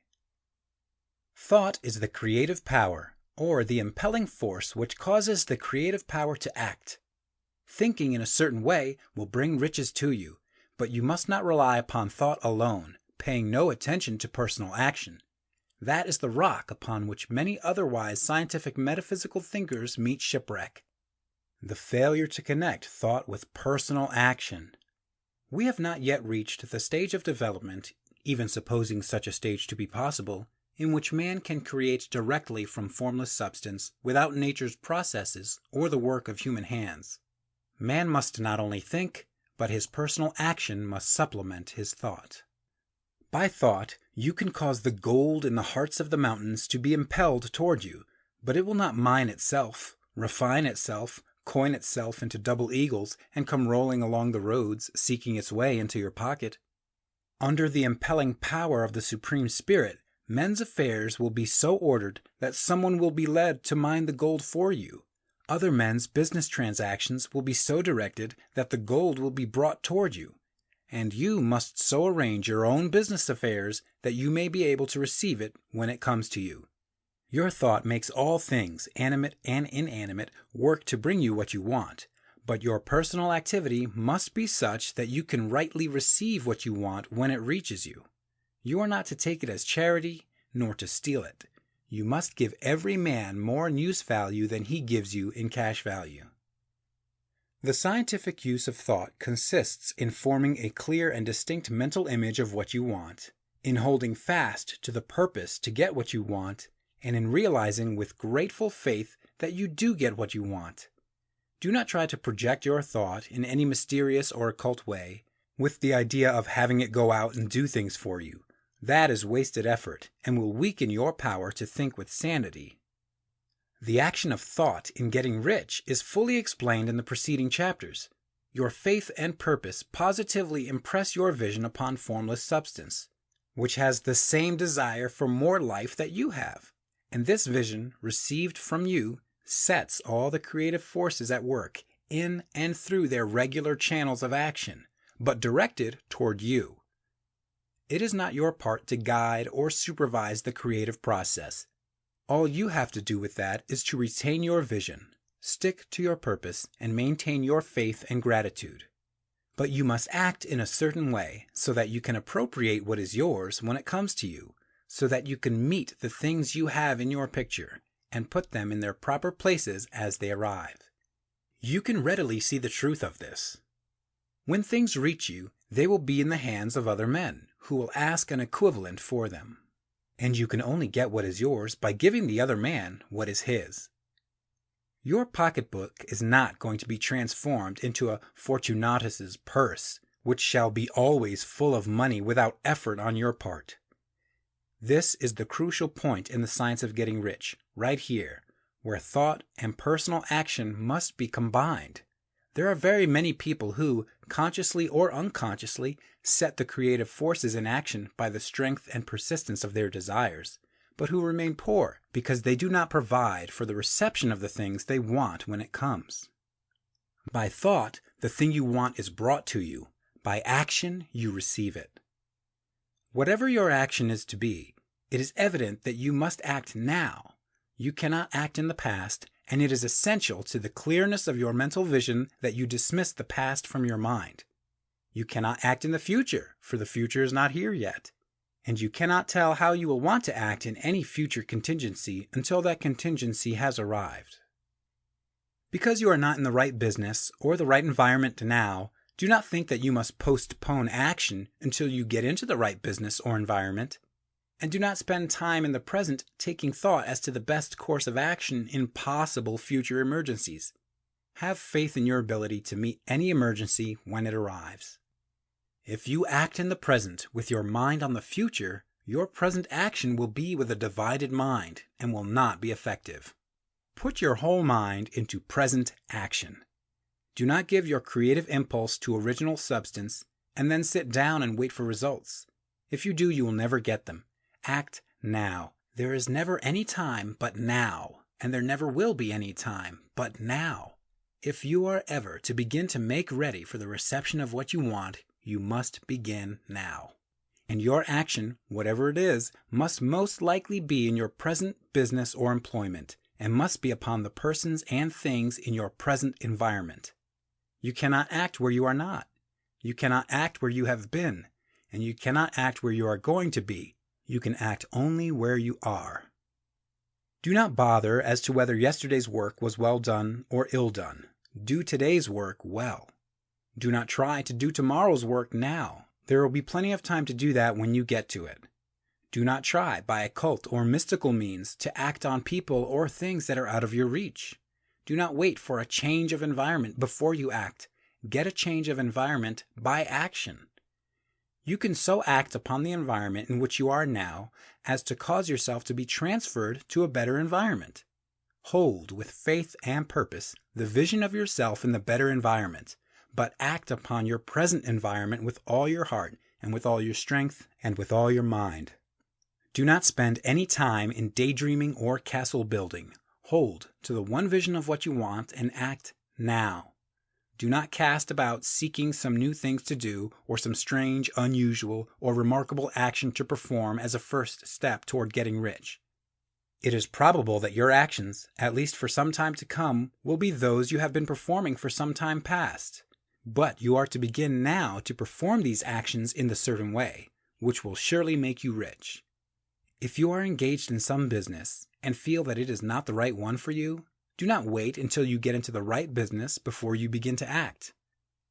Do not feel discouraged or sit down and lament because you are misplaced. No man was ever so misplaced but that he could find the right place, and no man ever became so involved in the wrong business but that he could get into the right business. Hold the vision of yourself in the right business with the purpose to get into it and the faith that you will get into it and are getting into it, but act in your present business. Use your present business as the means of getting a better one, and use your present environment as the means of getting into a better one. Your vision of the right business, if held with faith and purpose, will cause the Supreme to move the right business toward you, and your action, if performed in a certain way, will cause you to move toward the business. If you are an employee or wage earner and feel that you must change places in order to get what you want, do not project your thought into space and rely upon it to get you another job. It will probably fail to do so. Hold the vision of yourself in the job you want while you act with faith and purpose on the job you have, and you will certainly get the job you want. Your vision and faith will set the creative force in motion to bring it toward you, and your action will cause the forces in your own environment to move you toward the place you want. In closing this chapter, we will add another statement to our syllabus. There is a thinking stuff from which all things are made, and which, in its original state, permeates, penetrates, and fills the interspaces of the universe. A thought in this substance produces the thing that is imaged by the thought. Man can form things in his thought, and by impressing his thoughts upon formless substance can cause the thing he thinks about to be created. In order to do this, man must pass from the competitive to the creative mind. He must form a clear mental picture of the things he wants and hold this picture in his thoughts with the fixed purpose to get what he wants and the unwavering faith that he does get what he wants, closing his mind to all that may tend to shake his purpose, dim his vision, or quench his faith. That he may receive what he wants when it comes, man must act now upon the people and things in his present environment. End of Chapter 11. Chapter 12 of The Science of Getting Rich by Wallace D Wattles. Efficient Action. You must use your thought as directed in previous chapters and begin to do what you can do where you are, and you must do all that you can do where you are. You can advance only by being larger than your present place, and no man is larger than his present place who leaves undone any of the work pertaining to that place. The world is advanced only by those who more than fill their present places. If no man quite filled his present place, you can see that there must be a going backward in everything. Those who do not quite fill their present places are a dead weight upon society, government, commerce, and industry. They must be carried along by others at a great expense. The progress of the world is retarded only by those who do not fill the places they are holding. They belong to a former age and a lower stage or plane of life, and their tendency is toward degeneration. No society could advance if every man was smaller than his place. Social evolution is guided by the law of physical and mental evolution. In the animal world, evolution is caused by excess of life. When an organism has more life than can be expressed in the functions of its own plane, it develops the organs of a higher plane, and a new species is originated. There never would have been new species had there not been organisms which more than filled their places. The law is exactly the same for you. Your getting rich depends upon your applying this principle to your own affairs. Every day is either a successful day or a day of failure, and it is the successful days which get you what you want. If every day is a failure, you can never get rich, while if every day is a success, you cannot fail to get rich. If there is something that may be done today, and you do not do it, you have failed insofar as that thing is concerned, and the consequences may be more disastrous than you imagine. You cannot foresee the results of even the most trivial act. You do not know the workings of all the forces that have been set moving in your behalf.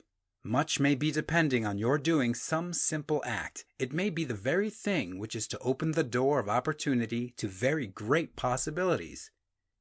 You can never know all the combinations which Supreme Intelligence is making for you in the world of things and of human affairs. Your neglect or failure to do some small thing may cause a long delay in getting what you want. Do every day all that can be done that day. There is, however, a limitation or qualification of the above that you must take into account. You are not to overwork, nor to rush blindly into your business in the effort to do the greatest possible number of things in the shortest possible time. You are not to try to do tomorrow's work today, nor to do a week's work in a day. It is really not the number of things you do, but the efficiency of each separate action that counts. Every act is, in itself, either a success or a failure. Every act is, in itself, either effective or inefficient. Every inefficient act is a failure, and if you spend your life in doing inefficient acts, your whole life will be a failure. The more things you do, the worse for you, if all your acts are inefficient ones. On the other hand, every efficient act is a success in itself, and if every act of your life is an efficient one, your whole life must be a success. The cause of failure is doing too many things in an inefficient manner, and not doing enough things in an efficient manner. You will see that it is a self-evident proposition that if you do not do any inefficient acts, and if you do a sufficient number of efficient acts, you will become rich. If, now, it is possible for you to make each act an efficient one, you see again that the getting of riches is reduced to an exact science, like mathematics. The matter turns, then, on the question whether you can make each separate act a success in itself. And this you can certainly do. You can make each act a success, because all power is working with you, and all power cannot fail. Power is at your service, and to make each act efficient, you have only to put power into it. Every action is either strong or weak, and when every one is strong, you are acting in the certain way which will make you rich. Every act can be made strong and efficient by holding your vision while you are doing it, and putting the whole power of your faith and purpose into it. It is at this point that the people fail who separate mental power from personal action. They use the power of mind in one place and at one time, and they act in another place and at another time. So their acts are not successful in themselves. Too many of them are inefficient. But if all power goes into every act, no matter how commonplace, every act will be a success in itself. And as in the nature of things, every success opens the way to other successes. Your progress toward what you want and the progress of what you want toward you will become increasingly rapid. Remember that successful action is cumulative in its results. Since the desire for more life is inherent in all things, when a man begins to move toward larger life, more things attach themselves to him, and the influence of his desire is multiplied. Do every day all that you can do that day, and do each act in an efficient manner. In saying that you must hold your vision while you are doing each act, however trivial or commonplace, I do not mean to say that it is necessary at all times to see the vision distinctly to its smallest details. It should be the work of your leisure hours to use your imagination on the details of your vision, and to contemplate them until they are firmly fixed upon your memory. If you wish speedy results, spend practically all your spare time in this practice. By continuous contemplation, you will get the picture of what you want, even to the smallest details, so firmly fixed upon your mind, and so completely transferred to the mind of formless substance, that in your working hours you need only to mentally refer to the picture to stimulate your faith and purpose, and cause your best effort to be put forth. Contemplate your picture in your leisure hours until your consciousness is so full of it that you can grasp it instantly. You will become so enthused with its bright promises that the mere thought of it will call forth the strongest energies of your whole being. Let us again repeat our syllabus, and by slightly changing the closing statements, bring it to the point we have now reached. There is a thinking stuff from which all things are made, and which, in its original state, permeates, penetrates, and fills the interspaces of the universe. A thought in this substance produces the thing that is imaged by the thought. Man can form things in his thought, and by impressing his thought upon formless substance can cause the thing he thinks about to be created. In order to do this, man must pass from the competitive to the creative mind. He must form a clear mental picture of the things he wants, and do with faith and purpose all that can be done each day, doing each separate thing in an efficient manner. End of Chapter 12. Chapter 13 of The Science of Getting Rich by Wallace D Wattles. Getting into the right business. Success in any particular business depends, for one thing, upon your possessing in a well-developed state the faculties required in that business. Without good musical faculty, no one can succeed as a teacher of music. Without well-developed mechanical faculties, no one can achieve great success in any of the mechanical trades. Without tact and the commercial faculties, no one can succeed in mercantile pursuits. But to possess in a well-developed state the faculties required in your particular vocation does not ensure getting rich. There are musicians who have remarkable talent, and who yet remain poor. There are blacksmiths, carpenters, and so on who have excellent mechanical ability, but who do not get rich. And there are merchants with good faculties for dealing with men who nevertheless fail. The different faculties are tools. It is essential to have good tools, but it is also essential that the tools should be used in the right way. One man can take a sharp saw, a square, a good plane, and so on, and build a handsome article of furniture. Another man can take the same tools and set to work to duplicate the article, but his production will be a botch. He does not know how to use good tools in a successful way. The various faculties of your mind are the tools with which you must do the work which is to make you rich. It will be easier for you to succeed if you get into a business for which you are well equipped with mental tools. Generally speaking, you will do best in that business which will use your strongest faculties, the one for which you are naturally best fitted. But there are limitations to this statement also. No man should regard his vocation as being irrevocably fixed by the tendencies with which he was born. You can get rich in any business, for if you have not the right talent for it, you can develop that talent. It merely means that you will have to make your tools as you go along, instead of confining yourself to the use of those with which you were born. It will be easier for you to succeed in a vocation for which you already have the talents in a well-developed state, but you can succeed in any vocation, for you can develop any rudimentary talent, and there is no talent of which you have not at least the rudiment. You will get rich most easily in point of effort if you do that for which you are best fitted, but you will get rich most satisfactorily if you do that which you want to do. Doing what you want to do is life, and there is no real satisfaction in living if we are compelled to be forever doing something which we do not like to do, and can never do what we want to do. And it is certain that you can do what you want to do, The desire to do it is proof that you have within you the power which can do it. Desire is a manifestation of power.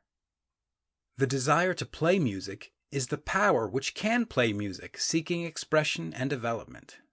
The desire to invent mechanical devices is the mechanical talent seeking expression and development. Where there is no power, either developed or undeveloped, to do a thing, there is never any desire to do that thing. And where there is strong desire to do a thing, it is certain proof that the power to do it is strong and only requires to be developed and applied in the right way. All things else being equal, it is best to select the business for which you have the best developed talent. But if you have a strong desire to engage in any particular line of work, you should select that work as the ultimate end at which you aim. You can do what you want to do, and it is your right and privilege to follow the business or avocation which will be most congenial and pleasant. You are not obliged to do what you do not like to do, and should not do it except as a means to bring you to the doing of the thing you want to do. If there are past mistakes whose consequences have placed you in an undesirable business or environment, you may be obliged for some time to do what you do not like to do. But you can make the doing of it pleasant by knowing that it is making it possible for you to come to the doing of what you want to do. If you feel that you are not in the right vocation, do not act too hastily in trying to get into another one. The best way, generally, to change business or environment is by growth. Do not be afraid to make a sudden and radical change if the opportunity is presented, and you feel, after careful consideration, that it is the right opportunity. But never take sudden or radical action when you are in doubt as to the wisdom of doing so. There is never any hurry on the creative plane, and there is no lack of opportunity. When you get out of the competitive mind, you will understand that you never need to act hastily. No one else is going to beat you to the thing you want to do. There is enough for all. If one place is taken, another and a better one will be opened for you a little farther on. There is plenty of time. When you are in doubt, wait. Fall back on the contemplation of your vision and increase your faith and purpose. And by all means, in times of doubt and indecision, cultivate gratitude. A day or two spent in contemplating the vision of what you want and in earnest thanksgiving that you are getting it will bring your mind into such close relationship with the Supreme that you will make no mistake when you do act. There is a mind which knows all there is to know, and you can come into close unity with this mind by faith and the purpose to advance in life if you have deep gratitude. Mistakes come from acting hastily, or from acting in fear or doubt, or in forgetfulness of the right motive, which is more life to all and less to none.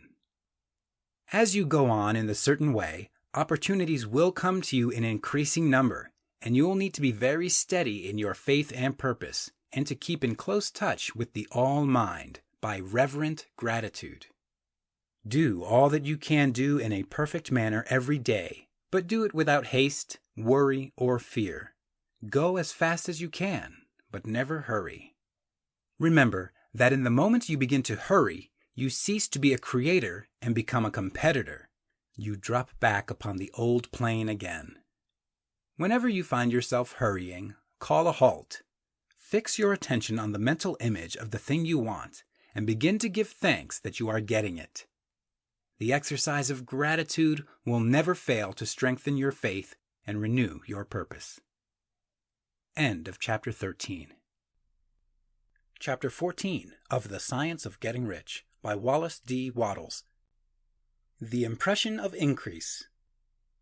Whether you change your vocation or not, your actions for the present must be those pertaining to the business in which you are now engaged. You can get into the business you want by making constructive use of the business you are already established in, by doing your daily work in a certain way. And insofar as your business consists in dealing with other men, whether personally or by letter, the key thought of all your efforts must be to convey to their minds the impression of increase. Increase is what all men and all women are seeking. It is the urge of the formless intelligence within them, seeking fuller expression. The desire for increase is inherent in all nature. It is the fundamental impulse of the universe. All human activities are based on the desire for increase.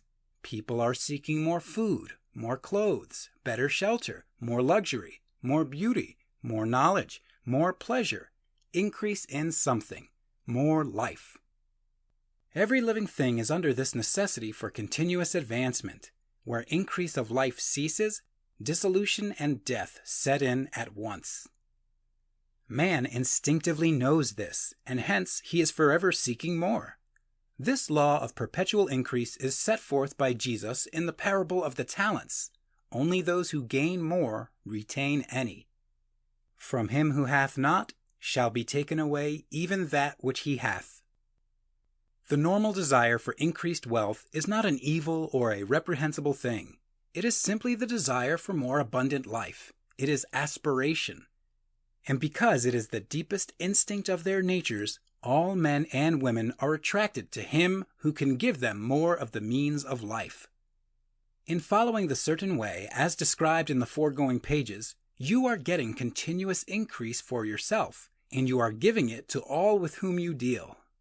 You are a creative center from which increase is given off to all. Be sure of this, and convey assurance of the fact to every man, woman, and child with whom you come in contact. No matter how small the transaction, even if it be only the selling of a stick of candy to a little child, put into it the thought of increase, and make sure that the customer is impressed with the thought. Convey the impression of advancement with everything you do, so that all people shall receive the impression that you are an advancing man, and that you advance all who deal with you, even to the people whom you meet in a social way, without any thought of business, and to whom you do not try to sell anything. Give the thought of increase. You can convey this impression by holding the unshakable faith that you yourself are in the way of increase, and by letting this faith inspire, fill, and permeate every action. Do everything that you do in the firm conviction that you are an advancing personality and that you are giving advancement to everybody. Feel that you are getting rich and that in doing so you are making others rich and conferring benefits on all. Do not boast or brag of your success or talk about it unnecessarily. True faith is never boastful. Wherever you find a boastful person, you find one who is secretly doubtful and afraid. Simply feel the faith and let it work out in every transaction. Let every act and tone and look express the quiet assurance that you are getting rich, that you are already rich. Words will not be necessary to communicate this feeling to others. They will feel the sense of increase when in your presence and will be attracted to you again. You must so impress others that they will feel that in associating with you, they will get increase for themselves. See that you give them a use value greater than the cash value you are taking from them. Take an honest pride in doing this, and let everybody know it, and you will have no lack of customers. People will go where they are given increase, and the Supreme, which desires increase in all, and which knows all, will move toward you men and women who have never heard of you. Your business will increase rapidly, and you will be surprised at the unexpected benefits which will come to you. You will be able from day to day to make larger combinations, secure greater advantages, and to go on into a more congenial vocation if you desire to do so. But in doing all this, you must never lose sight of your vision of what you want, or your faith and purpose to get what you want. Let me here give you another word of caution in regard to motives. Beware of the insidious temptation to seek for power over other men. Nothing is so pleasant to the unformed or partially developed mind as the exercise of power or dominion over others. The desire to rule for selfish gratification has been the curse of the world. For countless ages, kings and lords have drenched the earth with blood in their battles to extend their dominions. This not to seek more life for all, but to get more power for themselves. Today, the main motive in the business and industrial world is the same. Men marshal their armies of dollars and lay waste the lives and hearts of millions in the same mad scramble for power over others. Commercial kings, like political kings, are inspired by the lust for power. Jesus saw in this desire for mastery the moving impulse of that evil world he sought to overthrow.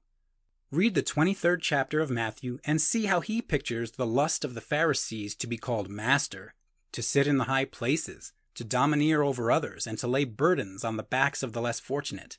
And note how he compares this lust for dominion with the brotherly seeking for the common good to which he calls his disciples. Look out for the temptation to seek for authority, to become a master, to be considered as one who is above the common herd, to impress others by lavish display, and so on. The mind that seeks for mastery over others is the competitive mind, and the competitive mind is not the creative one. In order to master your environment and your destiny, it is not at all necessary that you should rule over your fellow men. And indeed, when you fall into the world's struggle for the high places, you begin to be conquered by fate and environment, and your getting rich becomes a matter of chance and speculation. Beware of the competitive mind. No better statement of the principle of creative action can be formulated than the favorite declaration of the late Golden Rule Jones of Toledo. What I want for myself, I want for everybody. End of Chapter 14. Chapter 15 of The Science of Getting Rich by Wallace D Wattles. The Advancing Man. What I have said in the last chapter applies as well to the professional man and the wage earner as to the man who is engaged in mercantile business. No matter whether you are a physician, a teacher, or a clergyman, if you can give increase of life to others and make them sensible of the fact, they will be attracted to you and you will get rich. The physician who holds the vision of himself as a great and successful healer, and who works toward the complete realization of that vision with faith and purpose, as described in former chapters, will come into such close touch with the source of life that he will be phenomenally successful. Patients will come to him in throngs. No one has a greater opportunity to carry into effect the teachings of this book than the practitioner of medicine. It does not matter to which of the various schools he may belong, for the principle of healing is common to all of them, and may be reached by all alike. The advancing man in medicine, who holds to a clear mental image of himself as successful, and who obeys the laws of faith, purpose, and gratitude, will cure every curable case he undertakes, no matter what remedies he may use. In the field of religion, the world cries out for the clergyman who can teach his hearers the true science of abundant life. He who masters the details of the science of getting rich, together with the allied sciences of being well, of being great, and of winning love, and who teaches these details from the pulpit, will never lack for a congregation. This is the gospel that the world needs. It will give increase of life, and men will hear it gladly, and will give liberal support to the man who brings it to them. What is now needed is a demonstration of the science of life from the pulpit. We want preachers who can not only tell us how, but who in their own persons will show us how. We need the preacher who will himself be rich, healthy, great, and beloved to teach us how to attain to these things. And when he comes, he will find a numerous and loyal following. The same is true of the teacher who can inspire the children with the faith and purpose of the advancing life. He will never be out of a job, and any teacher who has this faith and purpose can give it to his pupils. He cannot help giving it to them if it is part of his own life and practice. What is true of the teacher, preacher, and physician is true of the lawyer, dentist, real estate man, insurance agent, of everybody. The combined mental and personal action I have described is infallible. It cannot fail. Every man and woman who follows these instructions steadily, perseveringly, and to the letter will get rich.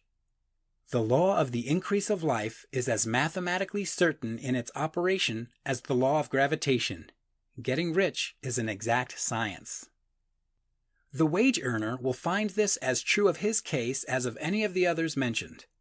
Do not feel that you have no chance to get rich because you are working where there is no visible opportunity for advancement, where wages are small and the cost of living high. Form your clear mental vision of what you want, and begin to act with faith and purpose. Do all the work you can do every day and do each piece of work in a perfectly successful manner. Put the power of success and the purpose to get rich into everything that you do. But do not do this merely with the idea of currying favor with your employer in the hope that he or those above you will see your good work and advance you. It is not likely that they will do so. The man who is merely a good workman, filling his place to the very best of his ability and satisfied with that, is valuable to his employer, and it is not to the employer's interest to promote him. He is worth more where he is. To secure advancement, something more is necessary than to be too large for your place. The man who is certain to advance is the one who is too big for his place and who has a clear concept of what he wants to be, who knows that he can become what he wants to be, and who is determined to be what he wants to be. Do not try to more than fill your present place with a view to pleasing your employer. Do it with the idea of advancing yourself. Hold the faith and purpose of increase during work hours, after work hours, and before work hours. Hold it in such a way that every person who comes in contact with you, whether foreman, fellow workman, or social acquaintance, will feel the power of purpose radiating from you, so that everyone will get the sense of advancement and increase from you. Men will be attracted to you, and if there is no possibility for advancement in your present job, you will very soon see an opportunity to take another job. There is a power which never fails to present opportunity to the advancing man who is moving in obedience to law. God cannot help helping you if you act in a certain way. He must do so in order to help himself. There is nothing in your circumstances or in the industrial situation that can keep you down. If you cannot get rich working for the Steel Trust, you can get rich on a 10-acre farm. And if you begin to move in the certain way, you will certainly escape from the clutches of the Steel Trust and get onto the farm or wherever else you wish to be. If a few thousands of its employees would enter upon the certain way, the Steel Trust would soon be in a bad plight. It would have to give its working men more opportunity, or go out of business. Nobody has to work for a trust. The trusts can keep men in so-called hopeless conditions only so long as there are men who are too ignorant to know the science of getting rich or too intellectually slothful to practice it.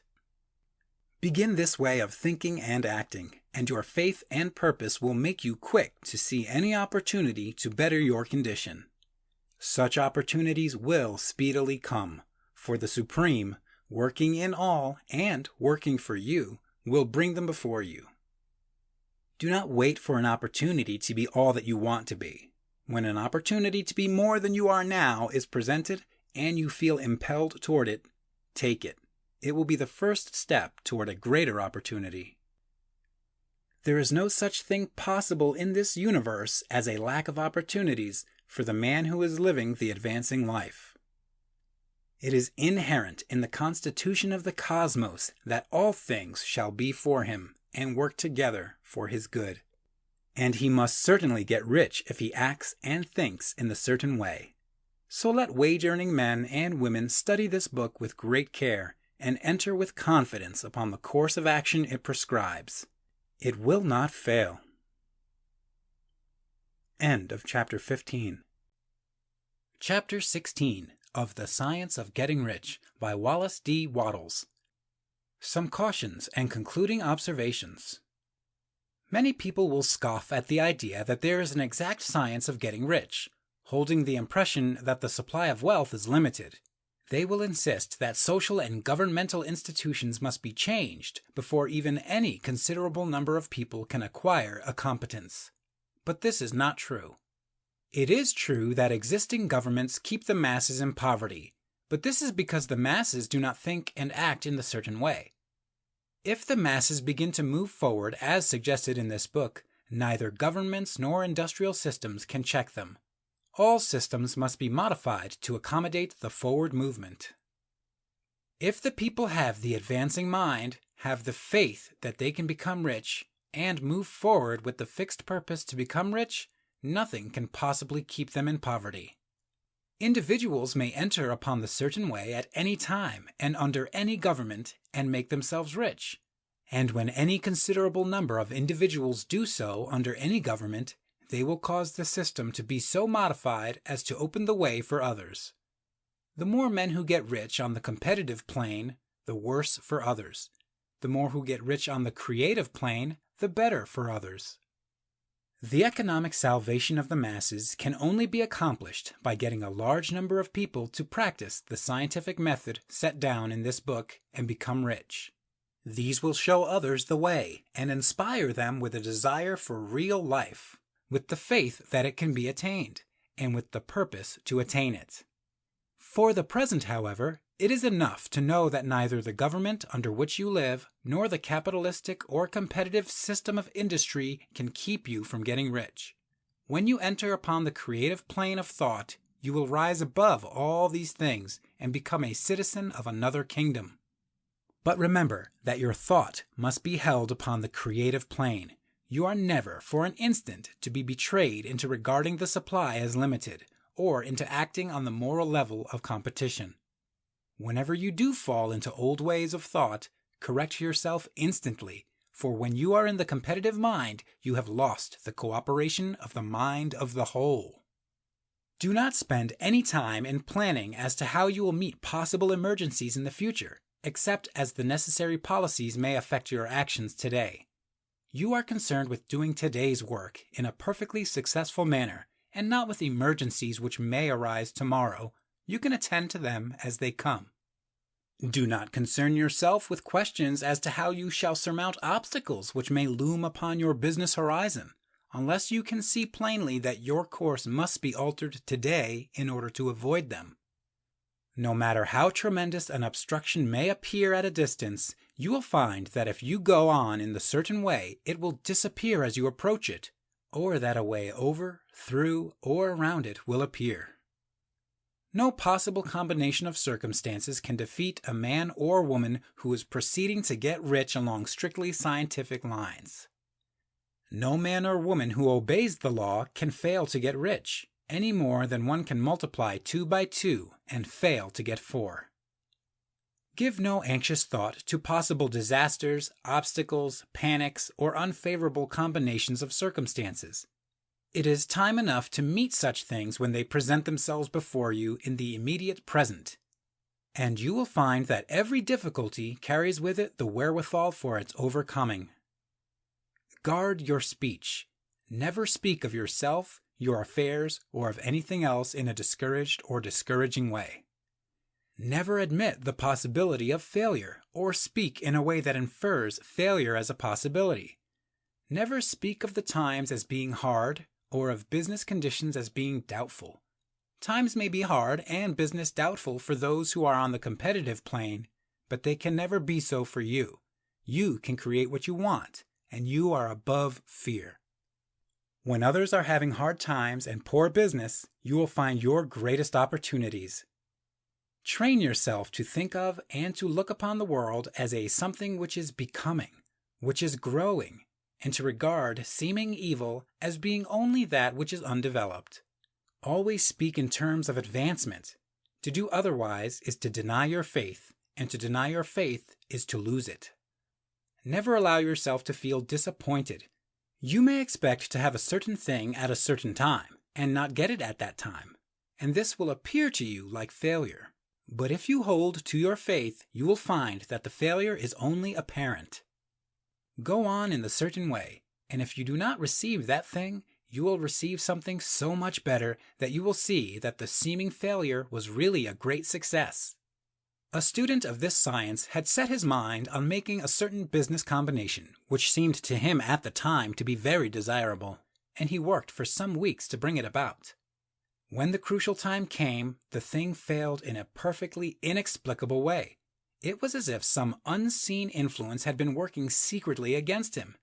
He was not disappointed. On the contrary, he thanked God that his desire had been overruled and went steadily on with a grateful mind. In a few weeks, an opportunity so much better came his way that he would not have made the first deal on any account, and he saw that a mind which knew more than he knew had prevented him from losing the greater good by entangling himself with the lesser. That is the way every seeming failure will work out for you if you keep your faith, hold to your purpose, have gratitude, and do every day all that can be done that day, doing each separate act in a successful manner. When you make a failure, it is because you have not asked for enough. Keep on, and a larger thing than you were seeking will certainly come to you. Remember this. You will not fail because you lack the necessary talent to do what you wish to do.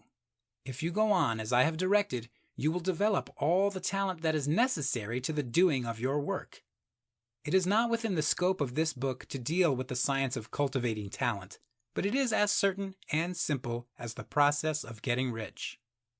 However, do not hesitate or waver for fear that when you come to any certain place, you will fail for lack of ability.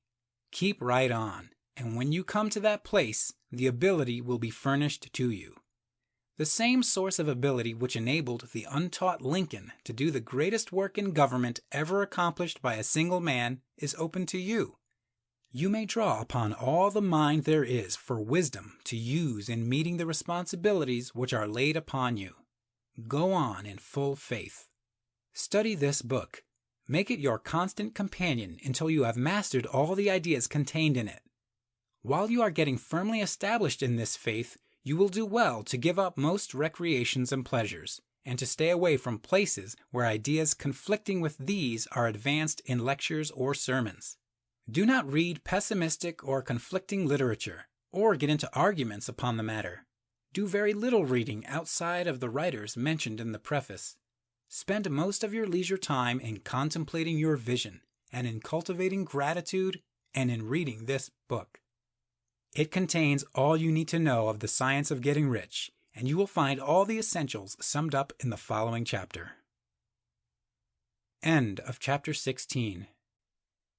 Chapter 17 of The Science of Getting Rich by Wallace D Wattles. Summary of the Science of Getting Rich.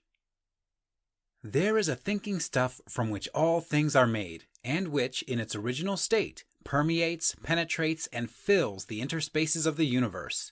A thought in this substance produces the thing that is imaged by the thought. Man can form things in his thought, and by impressing his thought upon formless substance, can cause the thing he thinks about to be created.